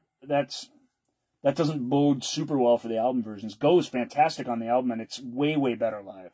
Which means that they're just not taking enough time to polish these albums and to get the most out of these songs. They only had 8 months. I mean, we know that now in retrospect, but at the time, fans were frustrated or worse, ignoring or abandoning the band during this era because the quality wasn't up to snuff. Right. Well, and you can't argue that it was. Because this doesn't compare to Brave or Holidays in Eden even. It doesn't compare to any of that stuff. But nothing, but it wouldn't. No, it wouldn't. Even the next album where they retried that approach again. Right. That's when they started doing the more jammy stuff? Right, on Arachnophobia. Clearly. You can just tell from listening to it, because we've heard 3 albums of piano riffs and guitar riffs, like pop song structured songs, right? And Arachnophobia, again, love it or hate it, it's a divisive album, actually. Although there's a lot more people that love it than would ever love .com, there's a lot of people who really can't stand it. But it's all about the grooves. Grooves, grooves, grooves, grooves. Starts out with a riff song. Do you want to start it? Let's talk about it. What's the next album? That is the next album. We started talking about it. We still have .com up there. Their first crowdfunded album. I'm sorry. And one of, if not the first crowdfunded album ever. Really? Yes.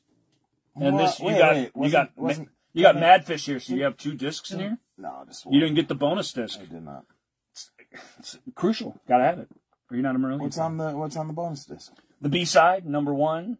The actual version of Between You and Me that they play, this album version is very much become the secondary version to the MK remix or Mark Kelly remix.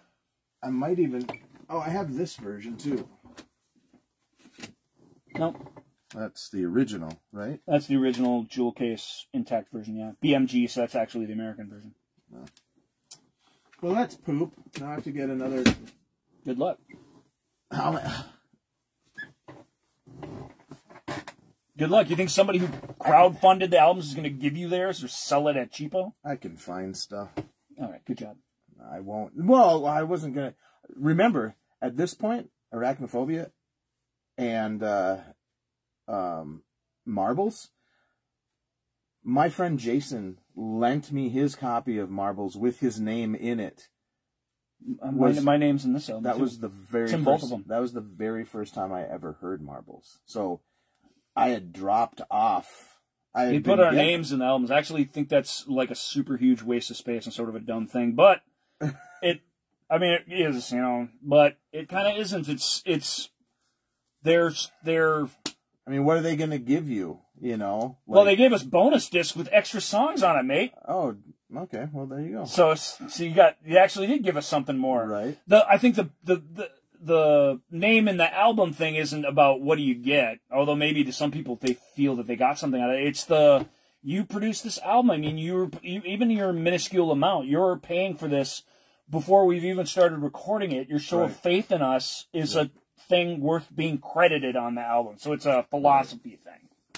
And that's neat. It just makes this giant booklet with a jillion names in it. This is irritating and pointless. And he hates digipacks.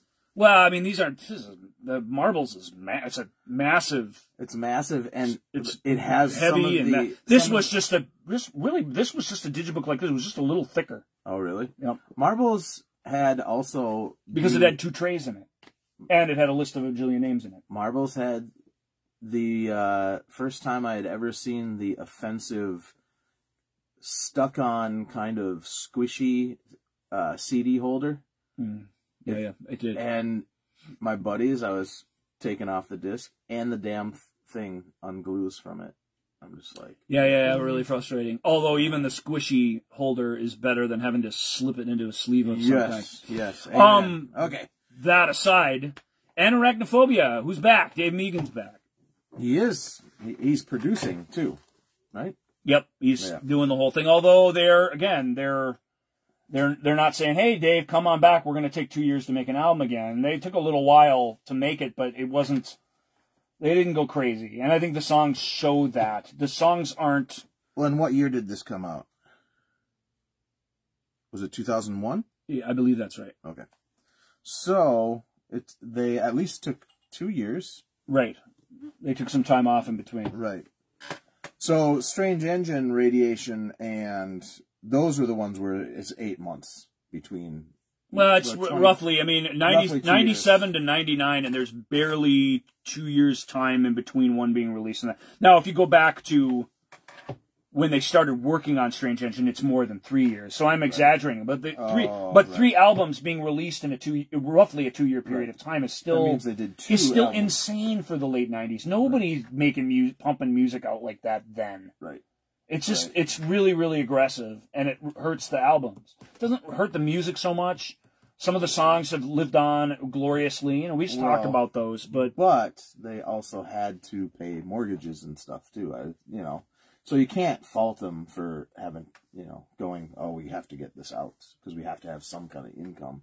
We have to have something to tour. It's not just that. They had to employ people at their studio. I mean, they were their own operation. Yeah. Yeah. So I understand, but it hurt the music, and there's no question that it did. So we get Dave Megan back, and they take some time with this one, Is there any background that you know about this one? The big deal was the crowdfunding thing. I mean, inspired by the tour, right? They asked, the fans wanted Megan back. Fans wanted old Marillion back. Fans wanted the deeper, darker sound, the more layered stuff. All that stuff's been missing, especially missing from .com, because even Radiation has some sort of semblance of that, even if it's a low rent semblance of it. .com has, they're just very, very simple. The songs sound exactly on record, like pretty much like they do live. The parts are just played by 5 guys. It doesn't have that big, ornate, cavernous feel that people want from their Marillion. So they are like, we want this. Do a Marillion album. I mean, don't let Marillion go away. You know, even if Deserves like a great song or Rich is a great song, like, it's these little riffy pop songs that can't be you from now on. But yet, the very first song on here is exactly what you... And a put on. It's almost... And I like Between You and Me, and I really, really like it in concert. Yeah. But it's... And I really liked it when I first heard it. Matter of fact, it's the easiest song to get into on this, because it's the song. Yep. But especially the album version, I've grown to not like as much throughout time. Because this... first of all, here's another... boom, boom, boom, boom, piano intro that has nothing to do with songs to start the album. Why is this here? Why is this here? I mean, if he sings, so here we am again once more at some point, and it's part of the song, then fine, it's part of the song. Otherwise, it's just, and then another song begins. Does he ever begins. go back to that piano thing again? Never. Well, I mean, that piano's made up of some stuff that's in the song, but and actually the middle 8, which is cut out of the later version of the song, is complicated stuff. So I don't mean to talk about this song like it's a puzzle you have to put together. Between You and Me is just a fun rockin' song. It's a good riff rock song. Good poppy, good chorus. Yeah. It's got a... Would it make your top 50? No. Maybe. No, really? That Mark Kelly remix of the song is such an improved version of it. It cuts out the... Where is that? That was on the bonus disc. Oh, the thing I'm never getting. Well, you might get it. Or you can get it from me. Right. You can't be deprived of that. It's also... they put a live album out at the time, Anorak in the UK, and the live version is very much that version of the song and not the album version of the song. Cool. So it's lived... The song has lived on that way and not this way. Right. But that's partly because they just put too much thought into this. You should have just let the song be a fun pop hit. And Kelly, of course, because it's the Mark Kelly mix. Suddenly the Mark Kelly stuff is like... Of course, it's keyboard super hot in the mix. Hello, Tony. But Tony that helps. Banks. It helps fill in all the stop starts and all the little stuff that's in the song. Right. Like he just nailed it. It's really, really fun. It was a fun second version of the song, and it's become the version of the song. In fact, when I was listening to this to prepare for the show, when I heard the Sunday, Tuesday, Autumn Blues Day, like I was like, what the hell is this? Like I was like Bart Simpson. I was like, who the hell's Robin? So they took... I haven't heard this in ages. The whole first part of the middle 8 out. Okay. Because it kills the song. It kills the momentum of the song dead in its tracks. Okay, so what do they have a different name for it? Do they call so I'm easily able to find it to hear the difference? I think I'll write you to make sure you have it, but I believe it's the MK remix, and the MK stands for Mark Kelly. Right. And the single version is an edited version of the MK remix. So this also had a promo single A-side, which they gave away if you wrote to them. Or you could buy it later after they stopped giving them away. And that was the 4-minute version, not the 6-minute version of the MK remix. So it was edited. And the flip side, the double A-side, was Map of the World, which is the other pop song on the album. You guys didn't know you were going to get a you knew that. Dissertation. You've been watching this up to this point. You know you're going to get a dissertation. Is dissertation the right word? It might be. Of the breakdown of the history of this one first song. If it were a true dissertation, I would have a bunch of notes in my lap that I would be relying on to remember my own opinions about songs. Right. Which I don't need, because I am a genius. Yeah. Let's go. Between You and Me, really, really good. I mean, it's good. I like it. And it's lived on because it's one of those rockin' cover my eyes type of tunes that you can... Even if it's not your favorite song, when they whip it out at the beginning of the encore or something, you know, it's one of those tunes where you're like, you know, it's got a great chorus too. It has a really good chorus, so it's a really good single. Even though the album version couldn't be a single because it's just overlong and ornate. Now I feel like a fraud fan. I'm like a failure. Oh well. We go to Quartz. I wrote it starts out good. The drum sound and the bass sound and the bass line. Wow. Just amazing. Yeah. Welcome back, Dave Megan. The second half, I'm a little less excited about. Isn't kind of the whole thing the same thing? I mean, it doesn't go into a second half movement, does it? Well, no. It's a long song that I could see how it kind of wears out its welcome a little bit. Yeah. Well, so... Or it's the I'm Clockwork in Your Courts, the sort of rock and jammy part. Right, yeah. And...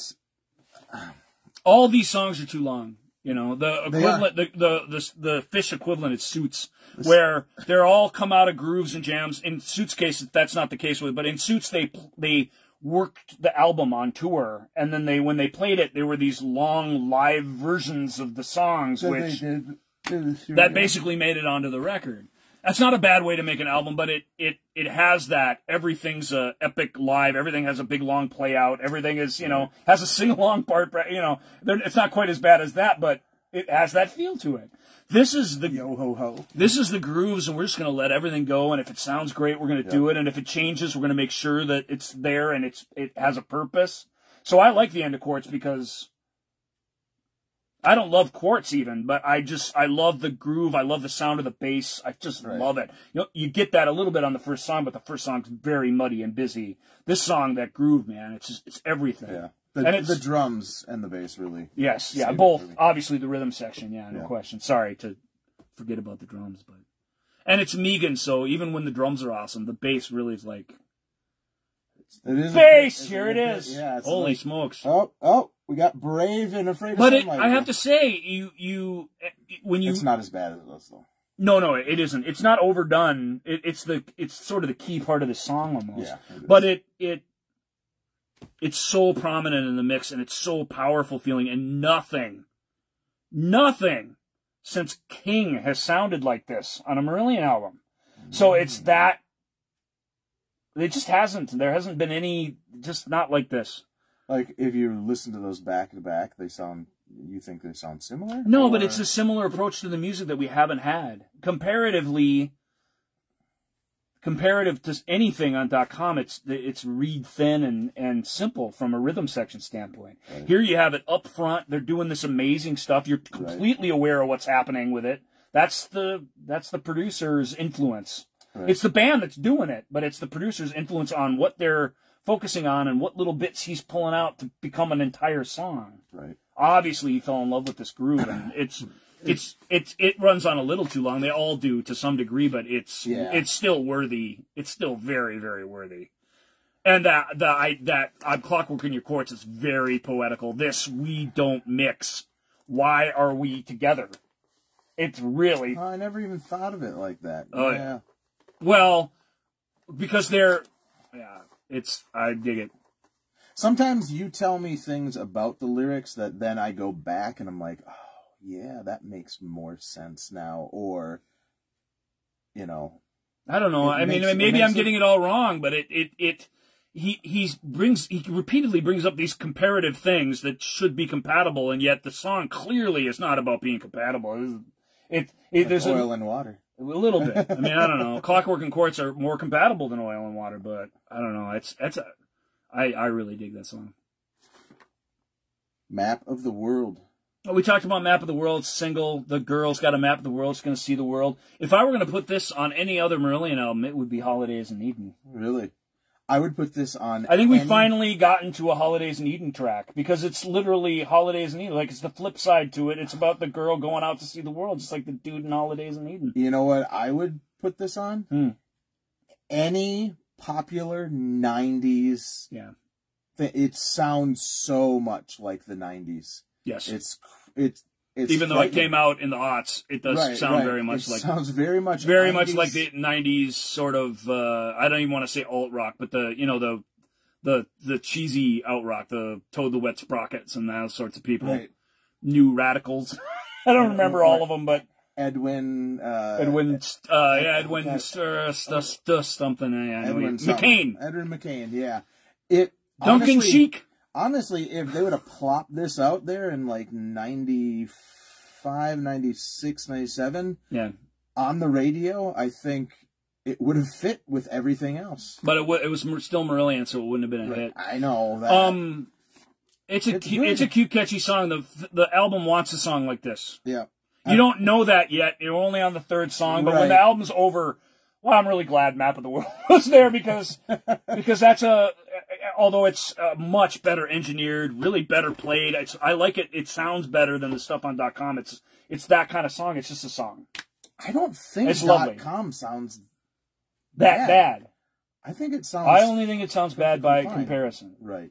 And when they finally made an album, which we won't talk about tonight, so I don't even want to hint at it, but when they finally made an album that does sound bad, you go back and listen to even the original mix of Radiation. Because I did this on purpose. I'm like, that's the one we all thought sounded bad, right? And I put it in and I'm like, oh my God, it's like a million times better. Right. So, you know. Wait. Which album? Which album is that? I don't know. Stay tuned to the certainly not fairly secret music Marillion deep dives to find out. It's certainly not Marbles. It is not Marbles. When I Meet God. Okay. Yep. I like that. I like that God's a woman too. I think that's very cool. I know that's cheesy. You all gotta say, well, maybe you guys won't, but the haters, we'll just call them the haters for lack of a better word, and they'll be all like, whatever, God's Mary Sue in the song, or whatever the shit they say out on in the horrible social media world. Hey, I don't care. I like When I Meet God. I think it's trancy and kind of mystical, and yet it's right. The band is there. It's not a put on. The band is there making those sounds, doing this stuff. And it's fairly mellow at the beginning. Yeah. I wrote that I thought that it almost sounds like two songs put together. A little bit. But it's still only two songs put together. It's not, right. It doesn't jump around on you. It gives you plenty of time to digest both musical ideas. But this was the one where it was like, I don't know if they know when to stop playing. Like this is a good example of when jamming might go a little bit too far to the, okay, you guys got to just reel this in kind of thing. It's only 8 songs on the album. They're all pretty long. They are. This is like a Tool album, for Christ's sake. No, it is not like a Tool. It's not such a bad thing on this, but certainly not. I wrote, this is another album where they just don't know how to stop playing. I think it's part of them. When I Meet God and This Is the 21st Century were both played live a lot, but only on the second half of their tour. It took them a long time to figure out even how to do them on stage. So these were played before they ever recorded? They went out on tour not ready to play those 2 songs live, and they figured it out on the road. They spent time in sound checks and rehearsals. Done, recorded in the studio. They had the album. No, the album was all done. The album was out. Like, but this album was created with studio magic. It was created in the studio. Right. And then they had to figure out how these 6 hands are going to figure out how to play it. Exactly. That's exactly right. And it was those 2 songs, very popular songs from the album. Dave doesn't really like the latter. We're not to that one yet, but really popular songs from the album that people wanted to see live. In the early part of the tours, they weren't doing them because they just couldn't. What was the other song? This Is the 21st Century. Oh, okay. Yeah. I wrote, it's not a bad thing for the long songs, especially what comes after this album. I mean, because those are the songs. Well, this was considered a kind of great, for a lot of people, it was, well, that's how I view it now with historical context. Yeah. But I think at the time it was considered the return to form. And I don't think anyone was expecting Marbles to come out. Oh, God, no. I don't think anyone was expecting, and that's another show. It's a effing show with 2 double albums. My God, how are we going to, I don't know how. We're going to just have to have those 2 be one episode. Well, we can't. There's an album in between them. Too conveniently forgotten. Oh, shit. That's also when that's something else, isn't it? Yeah, it's also when Less is More would come in. Yeah. So it's hard. Marillion's hard, you guys. It's hard to talk about concisely. Right. You can tell just by looking at the time ticking away. I can't see it. I don't even want to know what it is. I don't even know. It's probably about 3 hours now. But it doesn't help if we think about it. After When I Meet God is The Fruit of the Wild Rose, which I thought was sort of my least favorite on the album for a long time, but which I've grown to really, really love. And I should have loved it right at the start because there's something easy, like sounds like 70s easy listening about it almost. R&B kind of. Yeah, but it sounds like white guy R&B, like it sounds like Ambrosia. Right. who I love. Well, So I don't know about Ambrosia, but Ambrosia, it doesn't sound like Ambrosia, but it has this for Marillion. It's like as close to a Steely Dan song as Marillion's ever going to make. Right. It has that sort of weird. Like, they just never made anything that sounded like this. No. And that the Fruit of the Wild Rose lyric is so sultry and sexy and weird, and I love it, and I love the organ. Do you like the chorus on this song, though? No. I like the It doesn't really have a chorus, does it? Well, it yeah, I can't remember what he sings, but I remember liking the He's sort of R&B. It's a little bit like Building Bastard Writer, where he builds to a thing that ends with the title of the song and then it stops. It is a chorus, technically, but it's not a chorus like we think of, like Between You and Me, or right. It's not it's not a chorus like that. It's but when different. it comes back to the it's not even a chorus. It's not even a chorus like verses. Oh yeah. When it comes back to the verses, then I'm just like, okay, cool, right? You know, and it doesn't have a great chorus.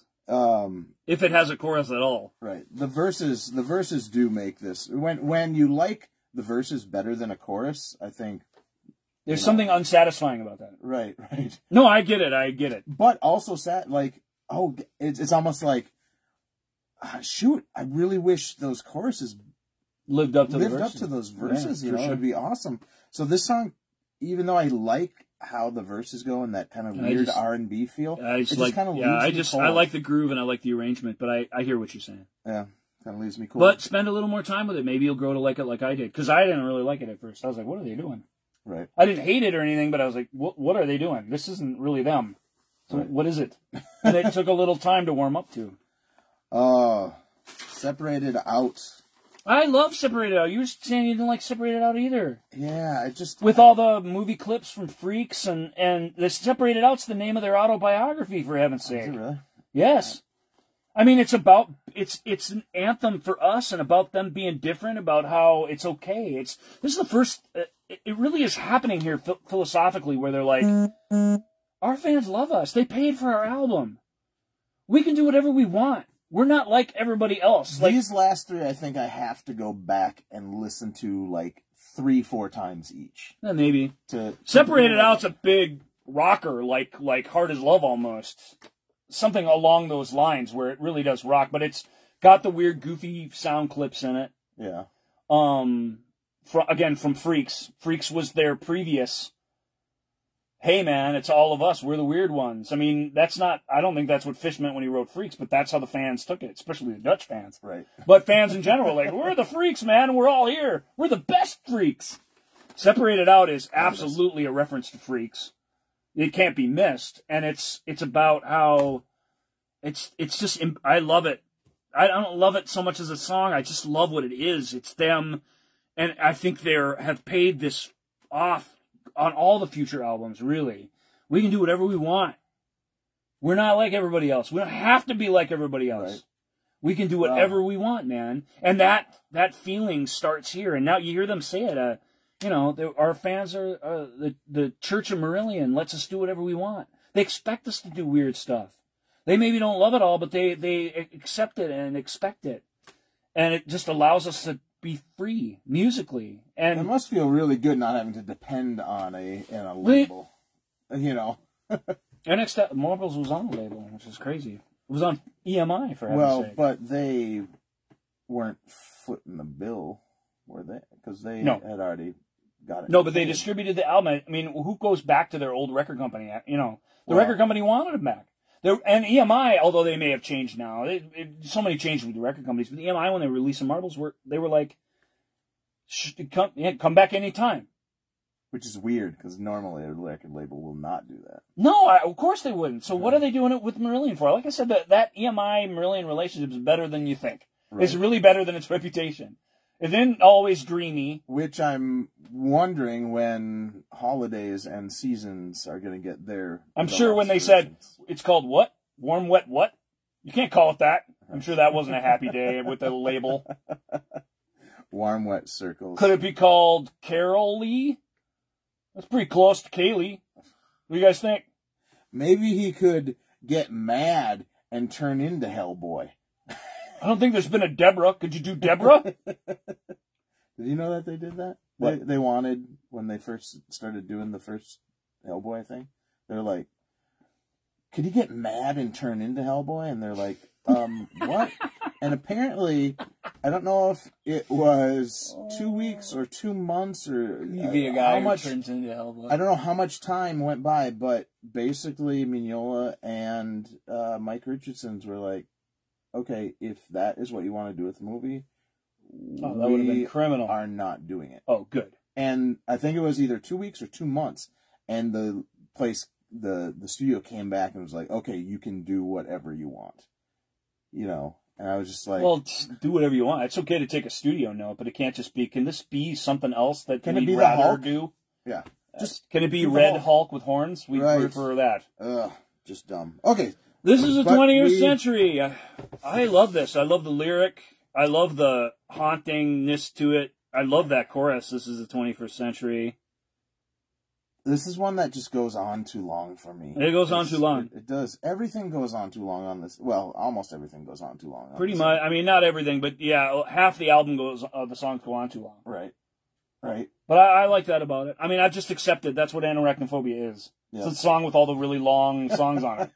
Well, I mean, it's the album with the long songs. I don't know. I mean, they've had long songs before. But these are grooves, Right. so they're not these sections that keep you on your toes. There's only a teeny tiny bit of that in this album. Right. Mostly these are grooves that just absolutely spend themselves out.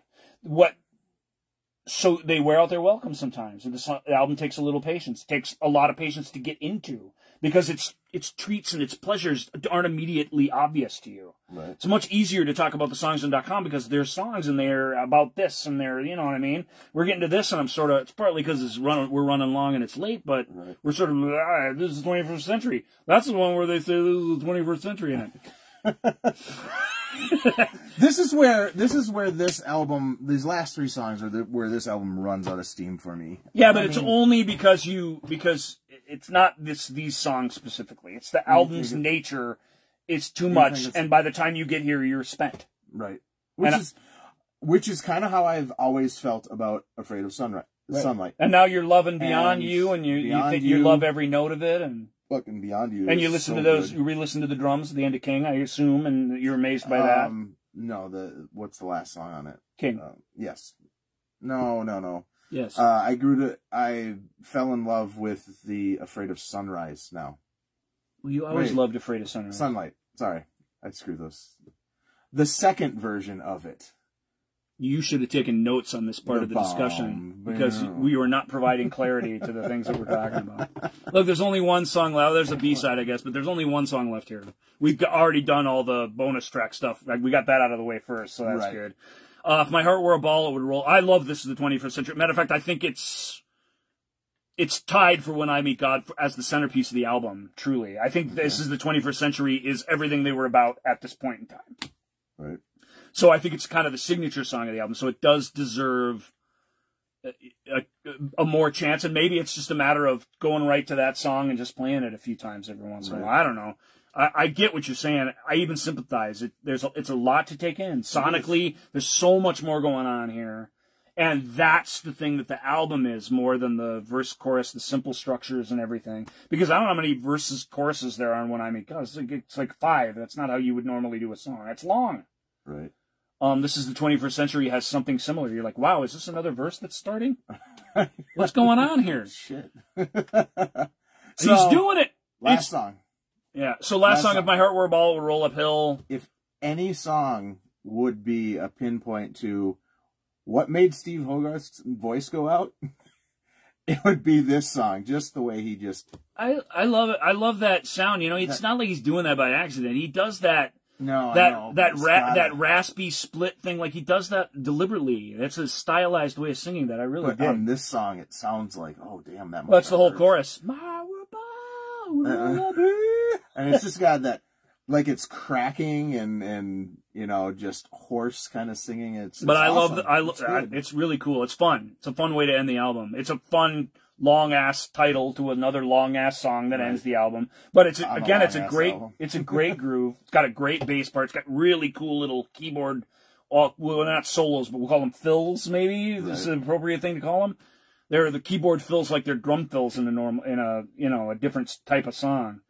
It's a great way for the album to go out. And then if you're a real loyal fan who's smart and you got your bonus disc, you flip it over and you get a whole nother song. And number 1 is 3 Minute Boy, but it's actually 3 minutes.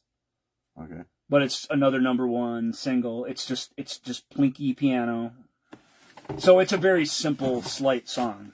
So to wrap things up. Yep. But it's a worthy B-side. Okay. We're looking at these with Anarachna. Yeah. So if you had to take 2 out of here and just get rid of that shit. It'd be the middle 2. So you would take these 2. Yep. These are the 2. So it's the bookends albums are the better thought out, more fully realized albums. That's Ryan's fave stuff. With I don't know how to say the better songs, but with just the better fully developed ideas. That's what I come to Marillion for. The dynamics. We talked about this. These are my 2. The poetry. Well, that's not too bad. We're tied on. Wait, there could not ever be a day where somebody gets rid of this over one of these. I don't think. But, and I don't love Anarachnophobia like a million times more than .com. I just thought it was an evolution. Even if it was a step back, it was an evolution back to what the sound and the kinds of things that they should be. But doing. Radiation would definitely be the one if you had to get rid of one. Of these 4. Of these 4, yeah. Well, maybe, but I would miss stuff on Radiation, man. Yeah, I would really miss 3 minutes. I'd miss Answering Machine. Yeah. But and Under the Sun to some effect, and I wouldn't miss those. I might even shit. But I would miss them. I would miss them all. I might start missing Born to Run. Maybe. I mean, it's no Springsteen, but it isn't. It's a weird name for it. They never say that in it, do they? Do they say it once? There's your song where they don't say the title, really. So why call it that? I don't know. I never saw an interview about that. It's not one of their more popular songs, and they were too busy recording the next album by the time they were supposed to interview. They were so young back then, too. You can see a little bit of the head tattoo there. Yep. That's a fun picture of them. I remember when that came out. They're not always the most photogenic band, but they've got some good band photos. Every once in a while, they're just like, let's just screw around. All right. The most amazing thing was about to happen with them, and it's not a rebirth of them or anything, because they've been cooking along great. These albums especially the ones with the bad reputations, are much, much better than they're remembered for being. Yeah. But nobody saw the spring awakening coming. It's an exciting thing we get to talk about next time, and we really appreciate your patience this time. I don't know if I have any final thoughts or anything. I needed Marillion during this era, though. I said that earlier in the show. I kind of can't stress that enough. I needed them. They were there for me. You know, I mean, this was me out in the world alone, and I needed them. I'd kind of abandoned them at this point. I was still buying albums. I was still buying the albums. So I wasn't abandoning Not much, them. though. These are all reissues. The Madfish came way, way later. No, I got rid of, I was like you. You got rid of them? When I got the reissues. Oh, you just got rid of them? Yeah, so that was the point in my life where I would get rid of that makes sense. That makes sense. But, I mean, why keep, I don't know. But, I know you don't love Marillion the way I do. I love them more. How dare you? No, you do. But no. I mean, I do. They're one of your absolute favorite bands. They're just bar none my favorite band. Right. And even now, where I'm less in love with them than ever, I still really, really love them. I love them like a family member. And it's funny though, when we started talking about doing these videos, I guess I should not move my hand there. When we started, is that just the mirror moving, or is your phone moving? No, it's basically trying to. Oh, I see. Focus on us, I guess. Yeah, and it has this to focus on too. Yeah, so for a little phone, it's doing a pretty good job. It is. So when we first started talking about doing these videos, we were not going to do Marillion at first, and we were thinking, let's do kind of like a let's ease into it. Yeah, but our ease into it was going to be Talk and Andy Reinhardt and David Sylvian or something like that. Would have been shorter shows. And I was just like, holy shit, those are even ones that we would probably wax. Talk would be a good. But you don't go through Talk Talk song by song like this. Right. And Talk Talk only has 5 albums, so, you know. Right. So I love Talk Talk, so don't get me wrong. But then we'd have to do Hollis' solo album, too. Yes. But even that, what are you going to say about that? I don't know. Well, it's really quiet, nothing happens in it, and it's genius. You know what you're going to do? What All you're going to do is talk. All right. All right. We will see you guys next time. Hopefully you enjoyed this, and hopefully I don't accidentally delete it.